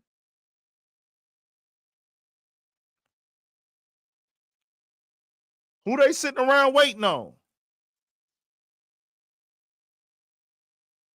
Y'all know? I'm asking. Who are we sitting around waiting on in the black community? We've been working. Nigga, my mom and daddy work. My aunties work. My cousins work. When we used to go to the family reunions back in the day, nigga, damn near everybody there had a job. Nigga, my grandparents had jobs, nigga. For years and years and decades, nigga. My stepdaddy retired, nigga. My aunties and uncles got jobs. Why do we let them push this narrative like we just some struggling ass people that don't do shit all day? Nah, nigga. Because the thing is with us, we seen and they've trained us to work to look at it that way. If a motherfucker ain't pulling up in a foreign car or they don't got a big ass crib, they ain't got money. That's how much of a brain fuck they put us in as black Americans, right? When the nigga don't show us money, he don't buy designer clothes, oh, he ain't got it. He don't got it like that. Oh, that nigga, if he had it, he'd be wearing designer. Or he'd be having this type of car, or he had this, or he had this type of house. But if a black person got money and he's being modest, that nigga just looked there like, hey, bro, you just a regular nigga. Niggas don't even treat you the same. But let a nigga go buy him a watch, buy him a chain, buy him a car. Oh, that nigga getting money now. He got money now. See what I'm saying? Black people have to show their money. Black people have to show their money for people to feel like they got it. Especially in the 20 to 40 range. 25 to 40, 25 to 40, you have to show your money for people to believe you have it. And we didn't create that narrative. They put that narrative on us. It's a lot of people, black people that's wealthy as fuck that don't show their wealth, bro. It's a bunch of black people that got big homes. It's motherfuckers that I went to school with. They got big 2 stories, nigga, with their kids and shit. They married and shit. That's success, my nigga. That's success. I'm just saying.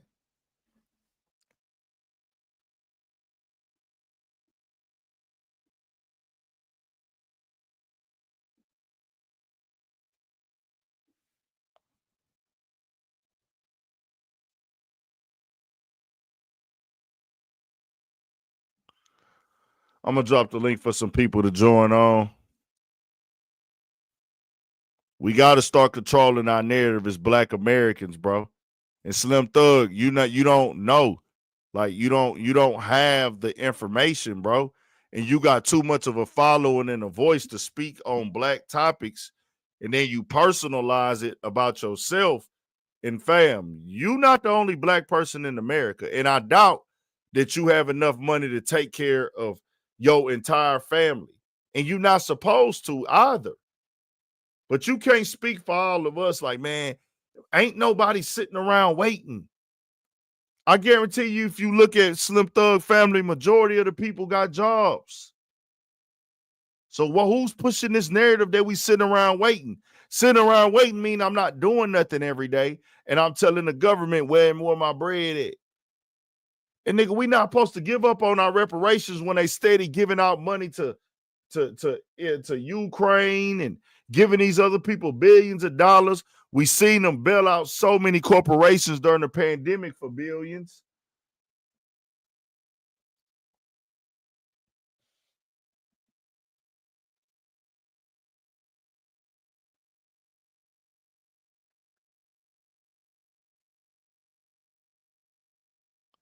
Nah, it didn't come. The influence, rap most definitely has a very big influence, but this was going on way before rap, bro. But that's what I'm saying. You can't say we, or you can't say blacks, or this or this or that. Don't even speak on the black topic if you only gonna be concerned with yourself, bro. You can't do that. You can't do that. It's more white people on government assistance than black people, bro. Fuck are we talking about? Am I right or wrong? Am I right or wrong? It's more white people on government assistance than black people, if I'm correct. No, most people in America don't have it. What is having it, bro? Studies show most people in America don't have it.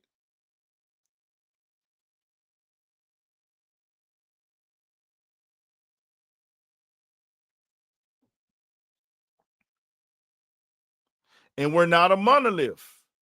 We are not a monolith as black Americans, bro. We are not a monolith. All of us are not the same, fam. It's a bunch of black people with jobs and everything. We got black business owners. We got black restaurant owners. We got black barbershop owners, but see, that's the whole thing. We don't look at it and treat it with the same value as everybody else. How many black women in Houston do hair for a living? How many black barbers are there in Houston? And they cut hair and take care of their families for livings. People have more respect for other races doing these things than they do for their own people. See, you go get your hair cut by your partner, but you don't look at him as like, hey, nigga, you got money, you this or you that, or hey, I need to look at your business with the same level of respect as I look at that motherfucker with the nail shop.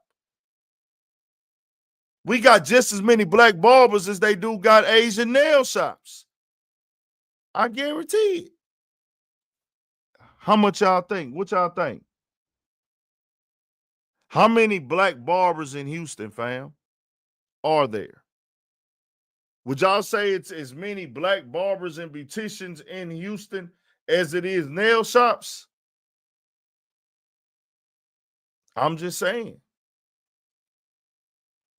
This is a thing. But we taught to not look at ours as that.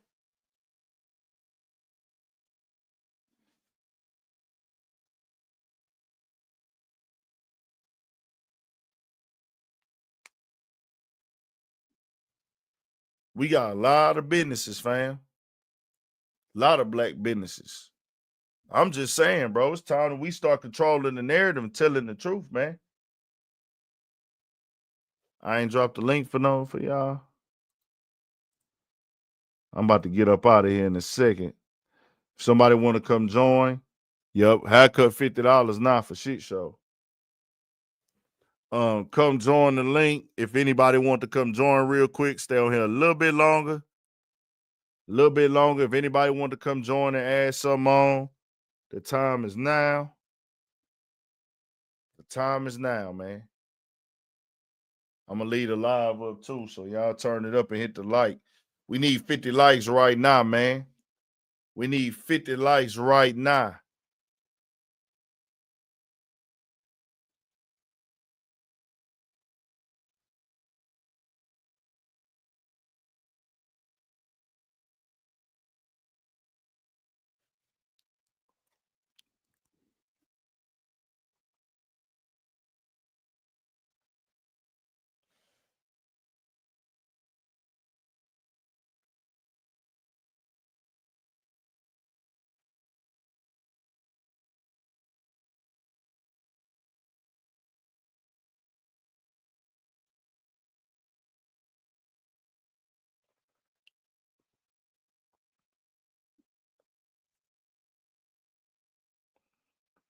All right, ain't nobody gonna join. Well, hey man, we finna keep working. I'm gonna be in Austin this weekend.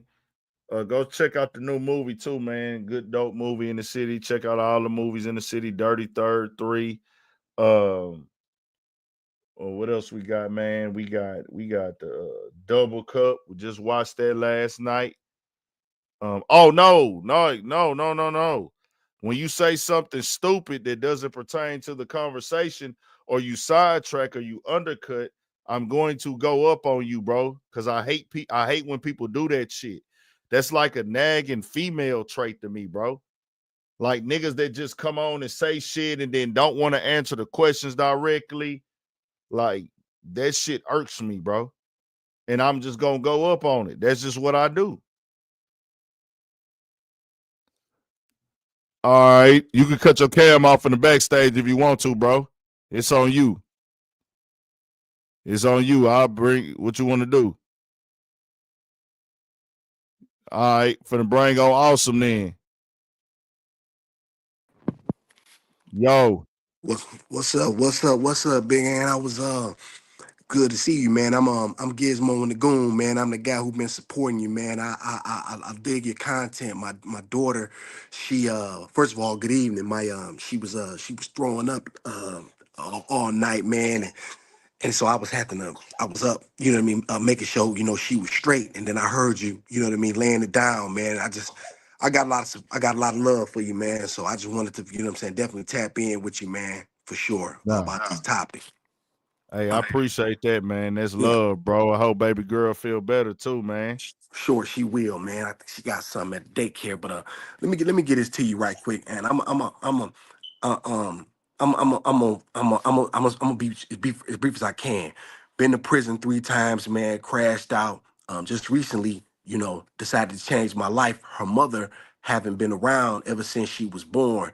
She got on drugs real bad, and ever since she been born, I've been taking care of her. She 8 months now.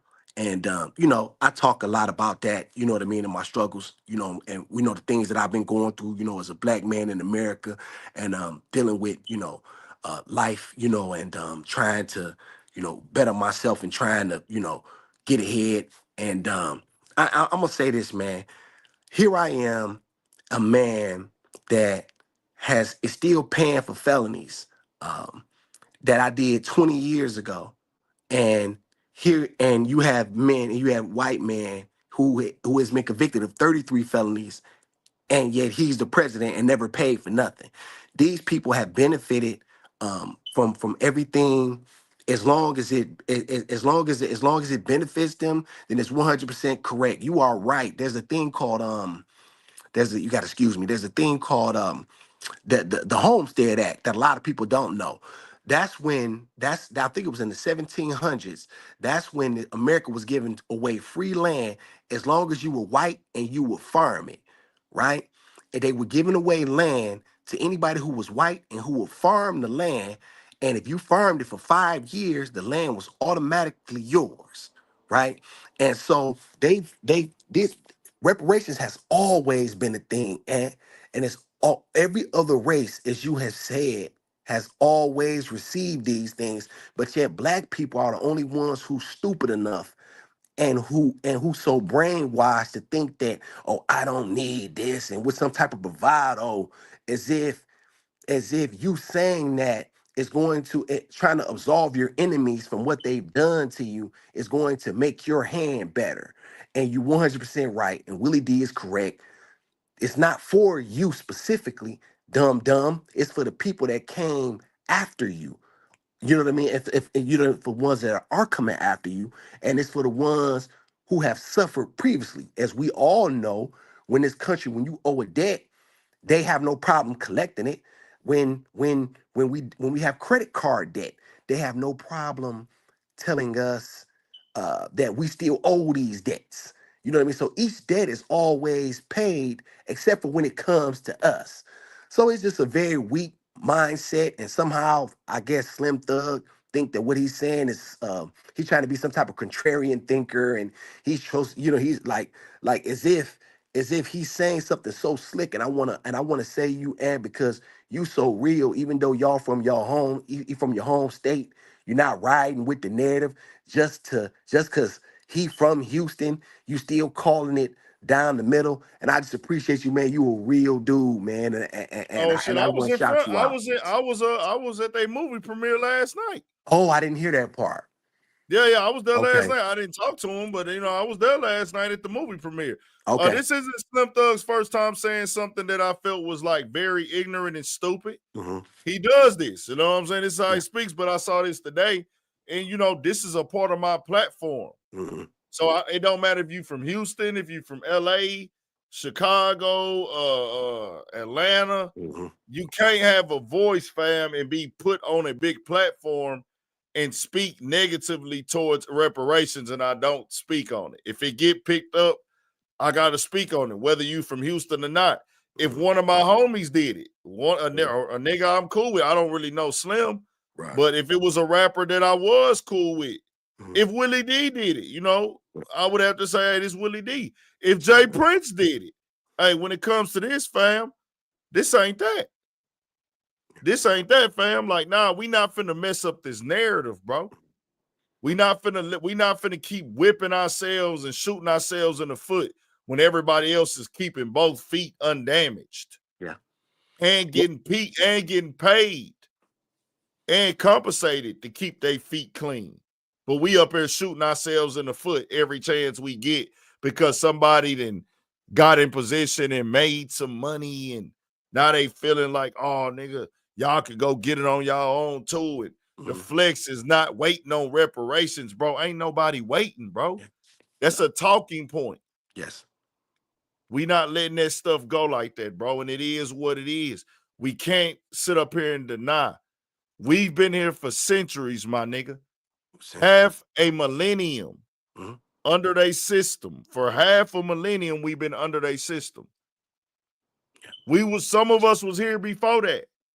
Mhm. Some of us, a lot of us came through the slave trade, but some of us was already on this land. Mhm. We done fought in every single war, bro. Facts. Before Martin Luther King passed away, he was speaking about the Homestead Act Mhm. tactics. He was saying, We need our reparations. Martin Luther King said that. Malcolm X was saying, hey, y'all need to give us some land and let us go do our own thing because of how y'all done moved with us in the past, the way y'all done stuff. Bro, our leaders was saying these people owe us. Our leaders, the niggas that made it possible for niggas like Slim Thug, niggas like me, the niggas that made it possible for us to do this was saying we need reparations. This shit is on camera. This shit is on camera, nigga.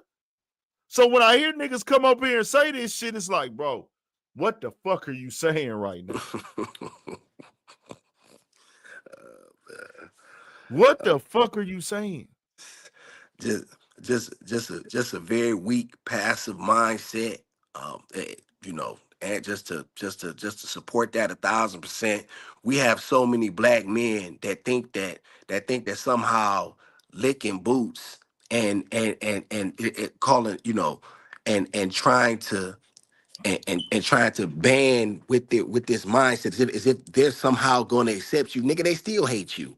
Like, you know what I'm saying? They'll just use you as long as you benefit. Black, I'll tell you something, and since I've been a single father, man, since this girl been born, I had to stop hustling, man. I gave up everything, man. I was like, you know what? I can't live like this. I got to make a choice.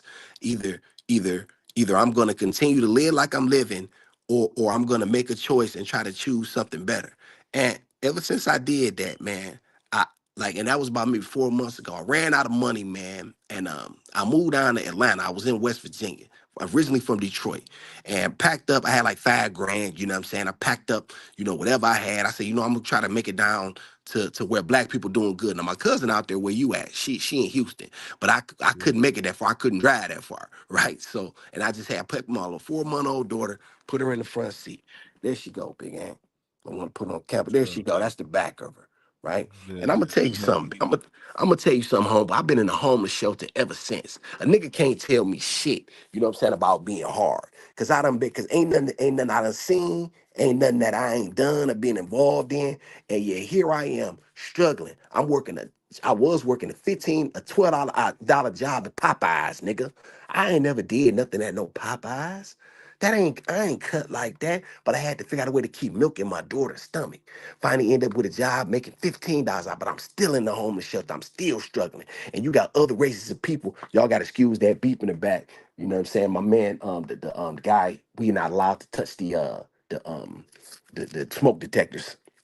So, you know, so he got to put the new batteries in. But my whole point is, and I'm struggling, man, as a black man. And if I go back to doing whatever I thought it was, you know what I'm saying, was benefiting me, then guess what I do? I jeopardize myself, I jeopardize her.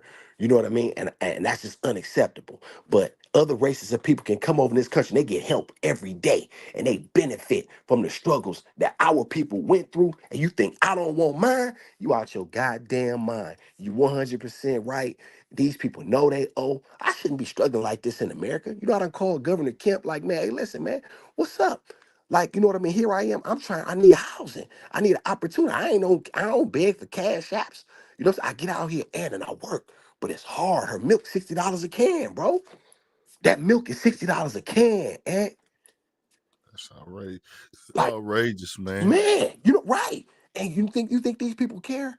You know what I'm saying? Like, I don't even got housing for my daughter. We in the homeless shelter, bro.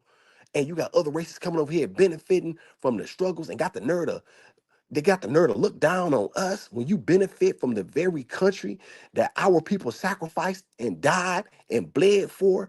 The Indians own all of these 7-Elevens and Subways and corner stores, and you know what I'm saying?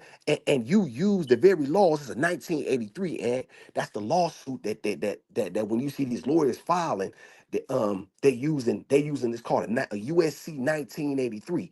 I done filed a lot of them, but I don't want to take you down the rabbit hole.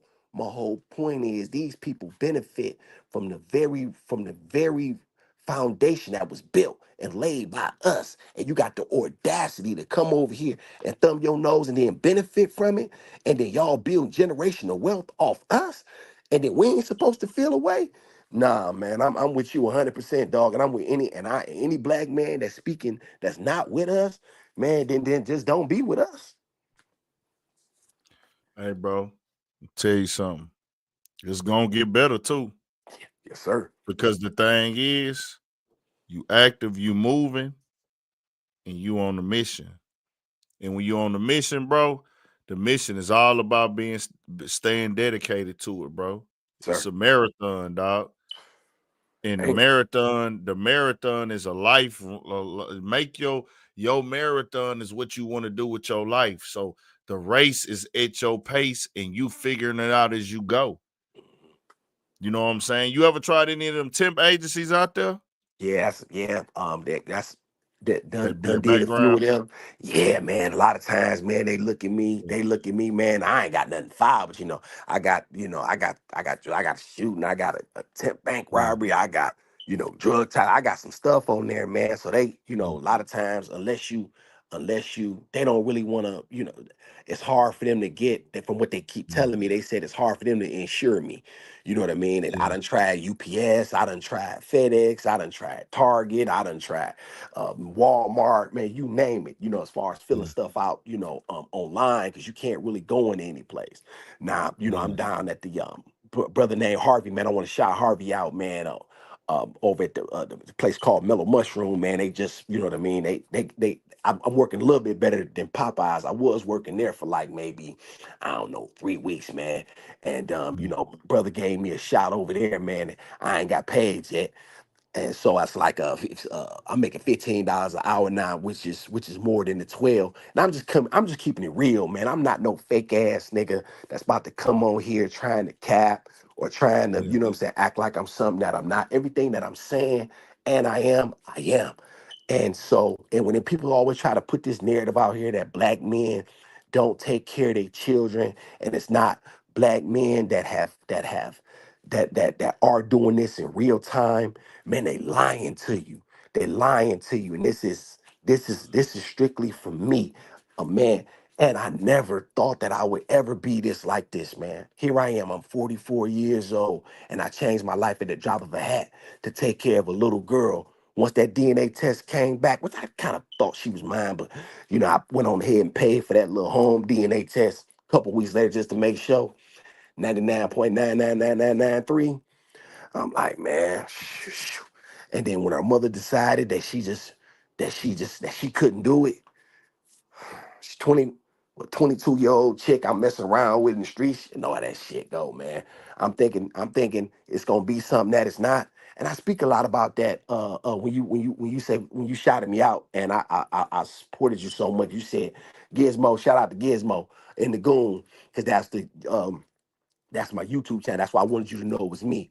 But Gizmo is my daughter. That's what I call her. The Goon is me. And so I just wanted to like really give. I'm not trying to promote it. I just wanted you to know who I was, because it came through as awesome. And I just wanted you to know how much I appreciated that, because you didn't even know me, man, and you shouted me out. You didn't have to nah, do that. love, You know what I mean? And like I said, I love, just want, man. yeah, yeah. I want that. I want that story. I want my story out there, and I want it known, because I get so tired of black men being typecast and trying to, and the story being told like we ain't shit. We control, and Yeah. that's why I like you coming on here telling your story right now and putting your story out there, because they don't hear this side of these things. They just write people off, and they want us to be a monolith, bro. No, we And not. We not. they want the monolith to be the negative.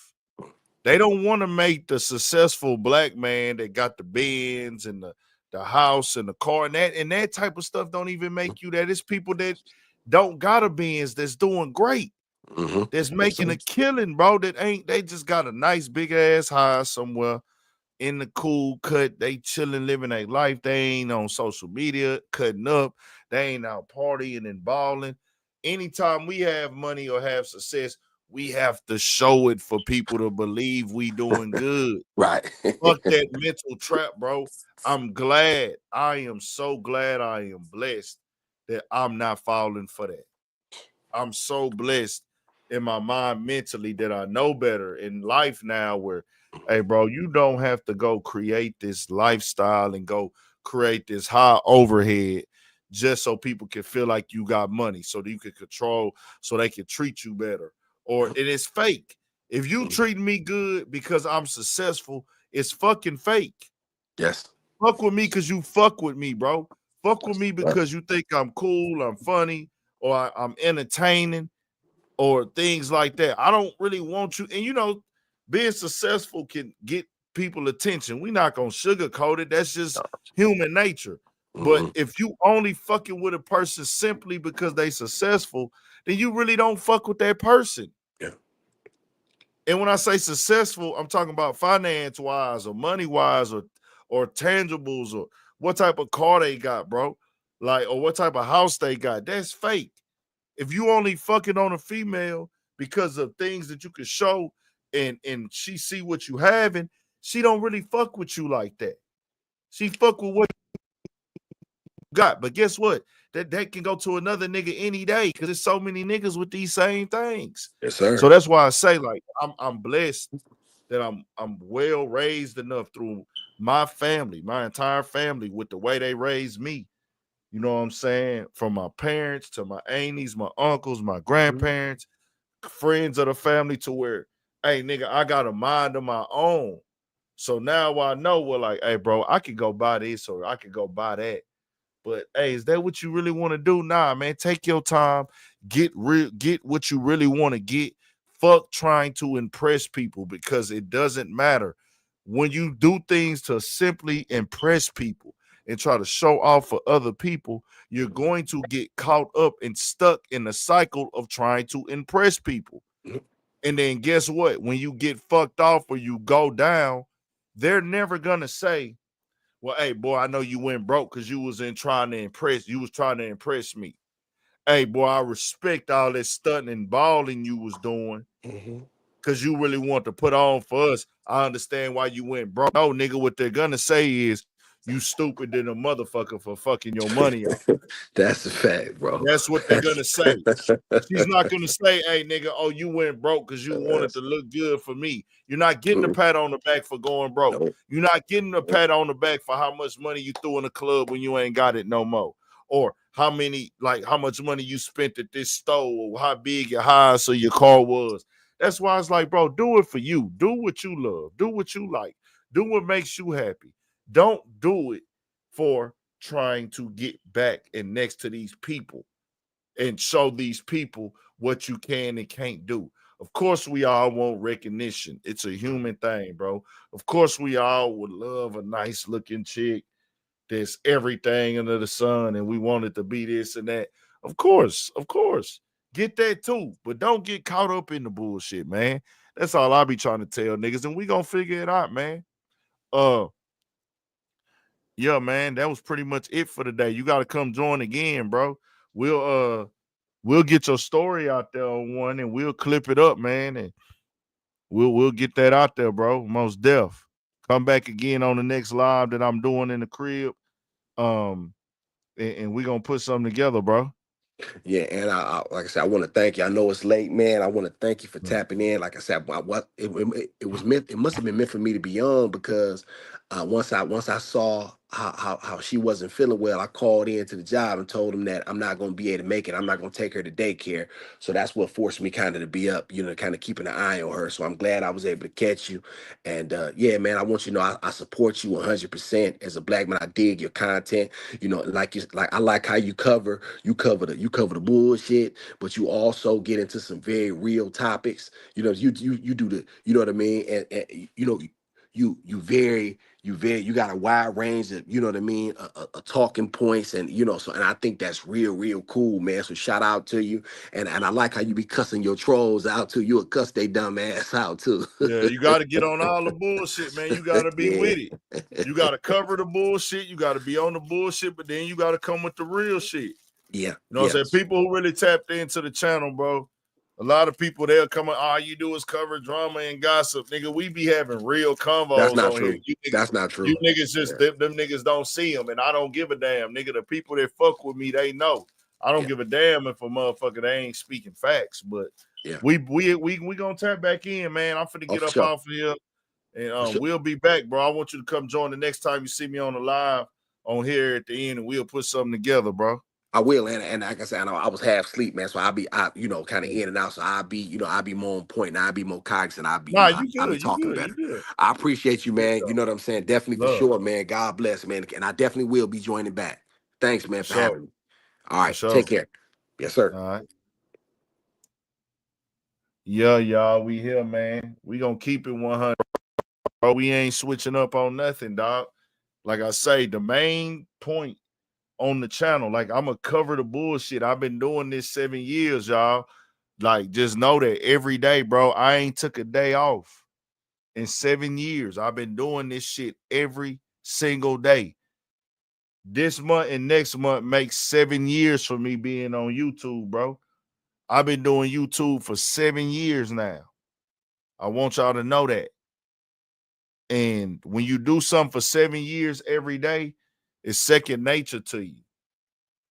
It's days that I wake up and I'm tired, I'm exhausted, I'm hurting. I'm like, I don't want to do this shit today.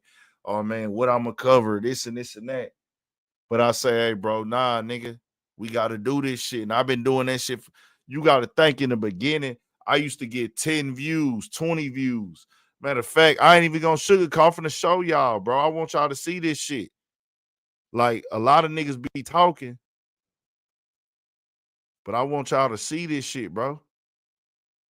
I'm gonna show y'all this real quick. This for the people who really watch and support and just, really want to see how this go.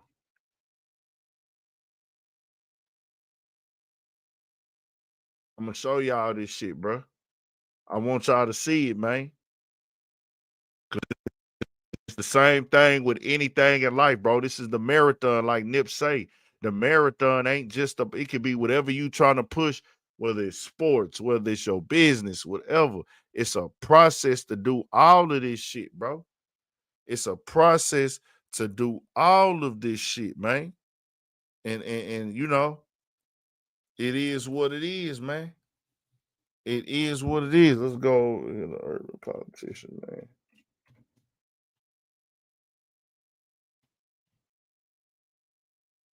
Go to my shit.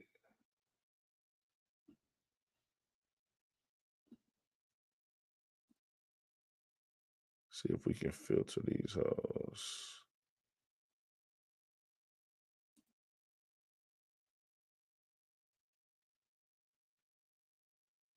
Videos.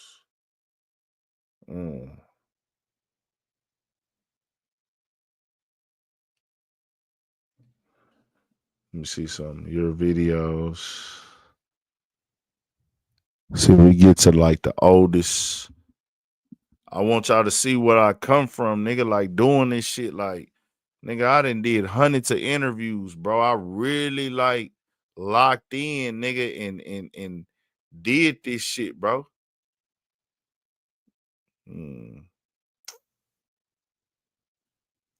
How the fuck?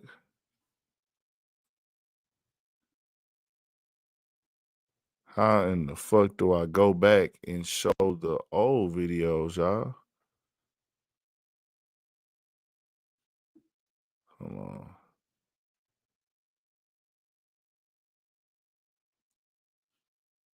I go to playlist.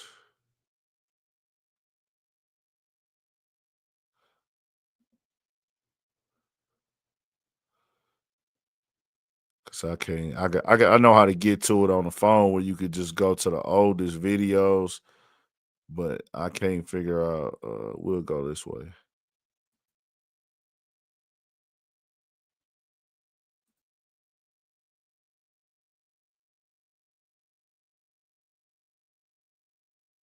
This is old videos right here, y'all. Hold on. Oh, y'all can't even see that shit. My bad. My bad.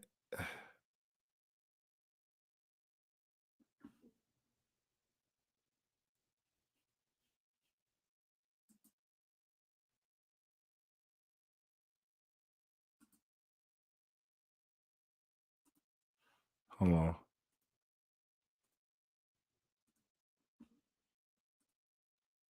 My bad.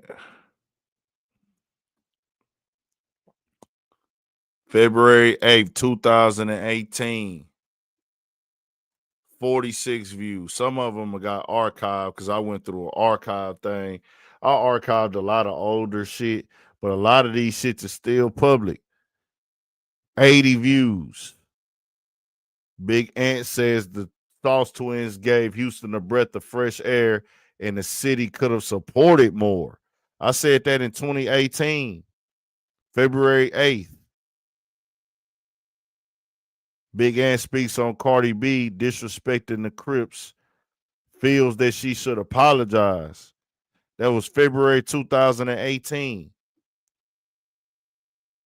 I was covering Bosco.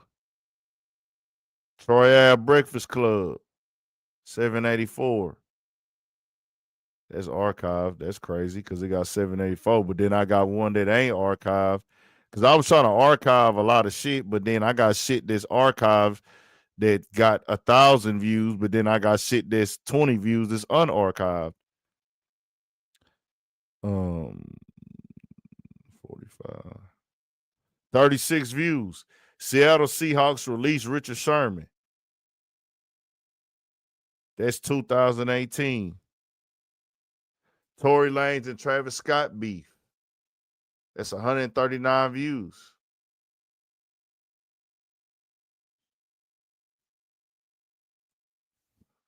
Let me find something that I think is dope to talk about. I'm just showing y'all the growth, man. Showing y'all the growth, man.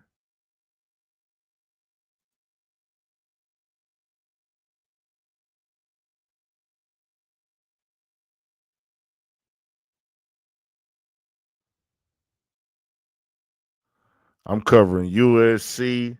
I've been doing sports, bro. Conor McGregor. Nigga, I was covering Joe Budden in 2018, too.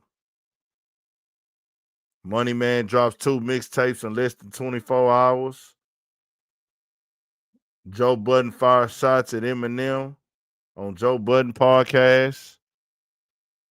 Nigga, I've been on the Joe. I've been covering the Joe Budden podcast way back then, bro. Did I get on camera on this? Huh?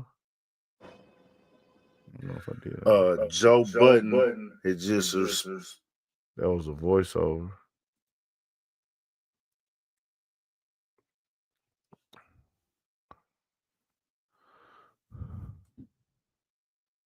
Let's see what else we got. Manny Pacquiao.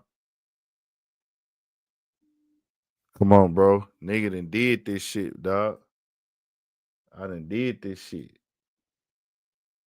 This is a blessing.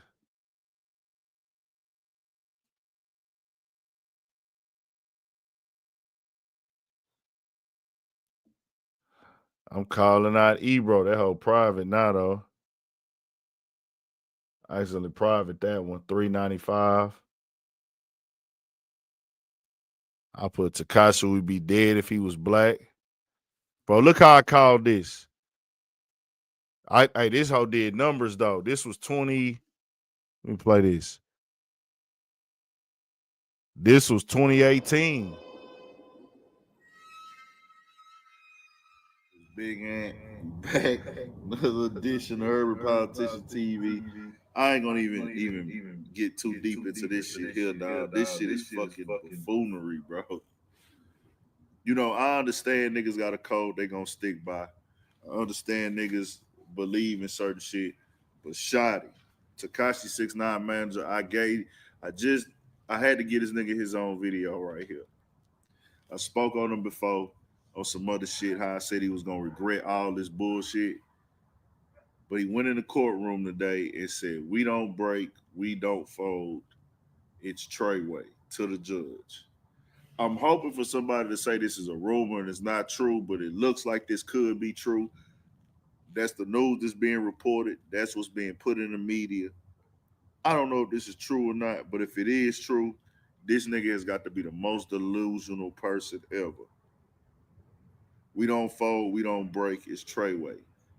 Basically, you said Treyway is the most important thing in your life, which non-Trey, It's a blood gang known around New York. That's what you claim you're a part of. And by going in the courtroom and saying that, you basically saying that this Treyway shit is everything and I'm loyal to it. But that can't be the case when you let somebody false claim it.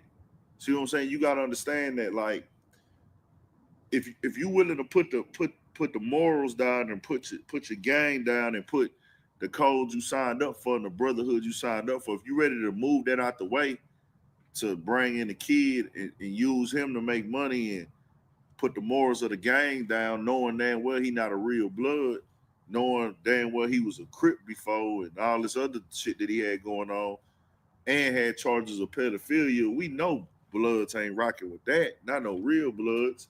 You know what I'm saying? If you willing to put all that down, then Treyway ain't as much as you to you as you portray it to be now. So I just really don't understand why would he come out and say some shit like that in the courtroom, bro. You finna hang yourself. You finna hang Tekashi. You finna hang your whole team with that bullshit, bro. You making them think. You proving a point why you cannot be on the streets, bro. You gotta move with finesse, my nigga. Like, don't get everybody jammed up because you don't give a fuck. You know what I'm saying? I don't wish y'all niggas to go to jail, bro. I would love to holler at that nigga Shotty, bro. Just see what his mind is, bro. I just like, damn, my nigga, like, really? You actually went to courtroom and said that, nigga? Like, what the fuck is you getting out of that? I hope that shit is a lie, though, bro. If it's a lie, I will come back and do a video and delete this one if it's a lie, but that's what's being reported. They said Tekashi was in the court with him. The co-defendants all in there. They say Tekashi did not make eye contact with none of them niggas. And I'm just like, man, this game has changed for real, bro. What the fuck was that? I don't know. But yeah, all I can say is, bro, the game to change, man. Urban Politicians TV, Big Ant. Make sure y'all.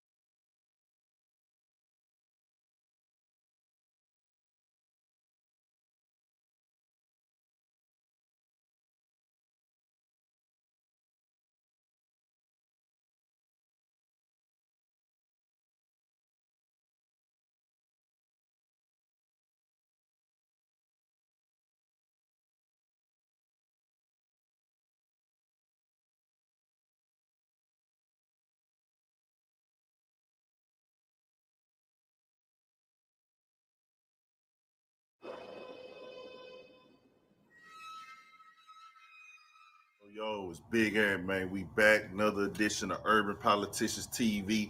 Had to come jump into this Kodak and Ebro shit. Should have really been on it, but a nigga been busy. Ebro purposely tried to agitate Kodak Black, man. Purposely tried to disrespect him. He purposely tried to start. My shit bad, with y'all. him. Hold on, y'all. It's evident, man. It's evident. If you look at that interview, man, you can tell. He's So, my bad on that, y'all. What I was saying is where I'm at now, because I just said a whole lot and y'all just been listening. Appreciate y'all for rocking, even though it was muted. And I'm finna get up off here, man. I gotta lay it down. My bad, y'all. At that time when Shotty was saying that, I didn't really understand in full what he was getting at. I was like, bro, is he just trying to look tough for the camera? That's what I kind of took as. Like he was on some like, nigga, I'm tough, nigga. I'm standing on business. But really, he was letting the world know where he's staying and what he signed up for. And I'm not gonna cooperate. I'm not saying you need to go into the courtroom and say those type of things if you have you a case, but it kind of feel like he might have just been like saying that to reassure the guys, like, nigga, don't forget what we signed up for, nigga. We not finna cooperate and tell on each other. Only mistake they made, y'all niggas had 6ix9ine in y'all mix.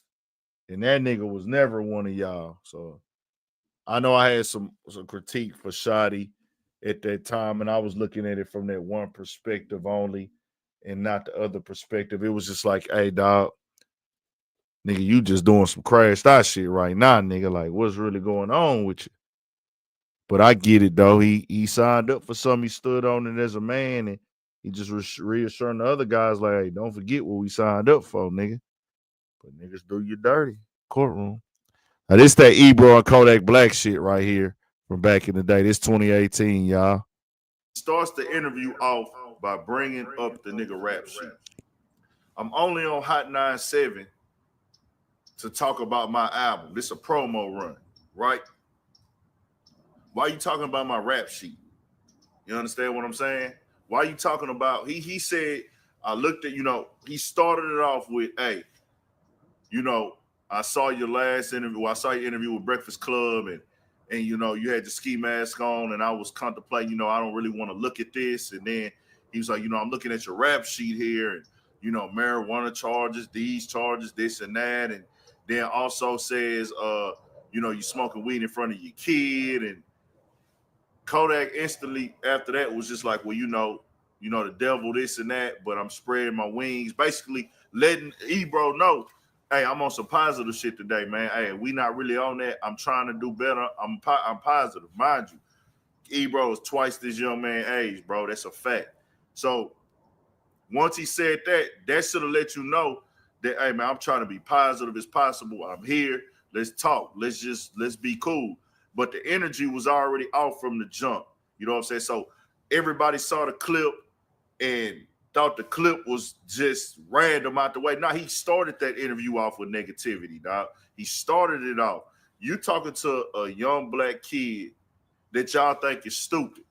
And Kodak Black is not stupid. Understand that if you look at the type of questions they was asking, the shit that they was asking the whole interview, Rosenberg and old girl, y'all involved in it too, man. What the fuck y'all asking a rapper about the moon for? Like, come on, man. If a motherfucker come and ask me some stupid shit, and they respond question to asking me stupid shit that they seen irritated me, you ask me about the fucking somebody landing on the moon as a myth. Come on, bro. We talking to Kodak Black. Get the fuck out of here with that corny ass shit, bro. You know what I'm saying? But I'm really giving this shit to Ebro. And then they tried to clean it up like he didn't do nothing wrong. My nigga, you got to understand, Ebro. Everybody don't rap how you want them to rap, nigga. You 20 years older than everybody that come to your show, damn near. Everybody don't rap how you want to rap. Everybody don't sound how you want to sound. Everybody don't dress the way you want to dress. They don't act like you want them to act. Every rapper from the bottom to the top, they've been in some type of crime before. That's just what it is. It ain't your place, bro. We here for the fucking music and the entertainment. Not for your grumpy ass who can't get out your own way. I done videos before by Ebro and that whole shit.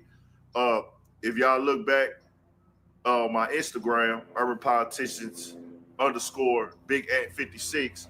I actually put up a post about Ebro, how he claims to be from the Bay Area, Northern Cali, but has not really helped anybody from Northern Cali in this culture. So I gotta call Ebro a culture vulture, bro, for the fact you take from the culture, you get money from the culture,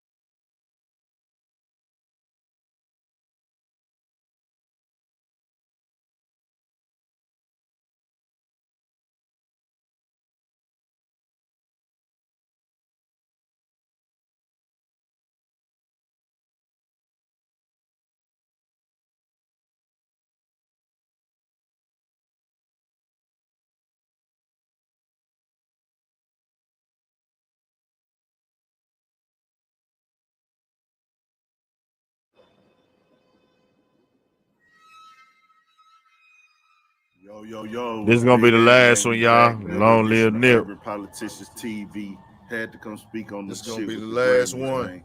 Nipsey Hussle got album out of this category right here. Out of the names they got, Nipsey Hussle got album of the year, hands down, man.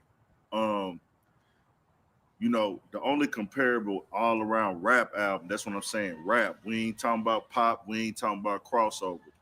Travis Scott has said time and time again he is not a rapper. He don't want to be categorized as a rapper. You know what I'm saying? He don't want to be in this category, but that's the people who decide the Grammy situation, man. They don't know the culture like that. You know what I'm saying? My personal opinion, I feel like they need to get some people in there who not all the way biased and who can kind of understand and come to agreement. You know what I'm saying? If I pick, me and my boy was talking last night, I said, man, I pick 4 people. One would be Hove, the other would be Sway, the other would be Jermaine Dupri, and then I would have to throw Joe Budden in there too, man, just because Joe Budden has showed that, you know, I think Joe Budden is the only one that I think people would even question me on, but I feel like Joe Budden has shown if you play him the music, no matter if you're a mumble rapper.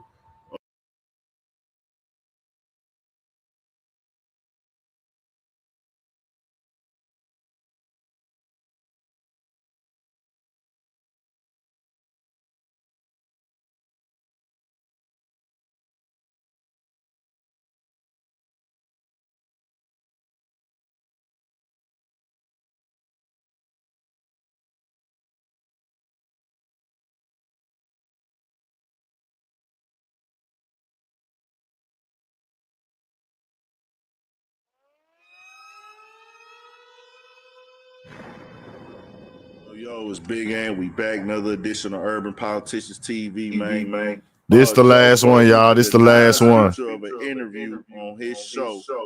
I don't know if he wanted to do the one-on-one interview or that he wanted to come to the podcast and get an interview. I don't know, but Joe Budden actually denied him.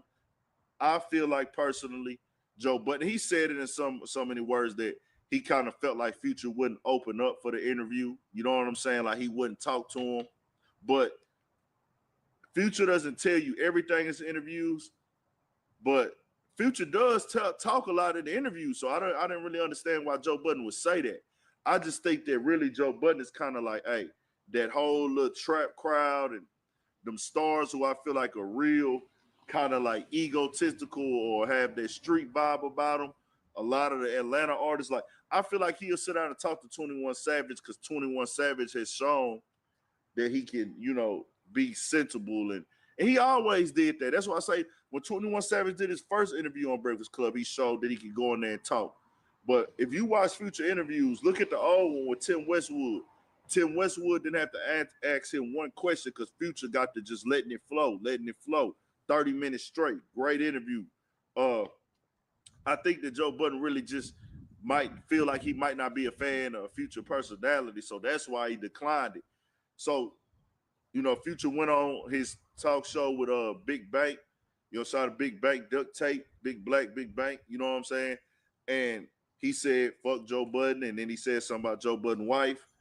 I ain't really agree with that, with him going in, saying something about his wife. You know,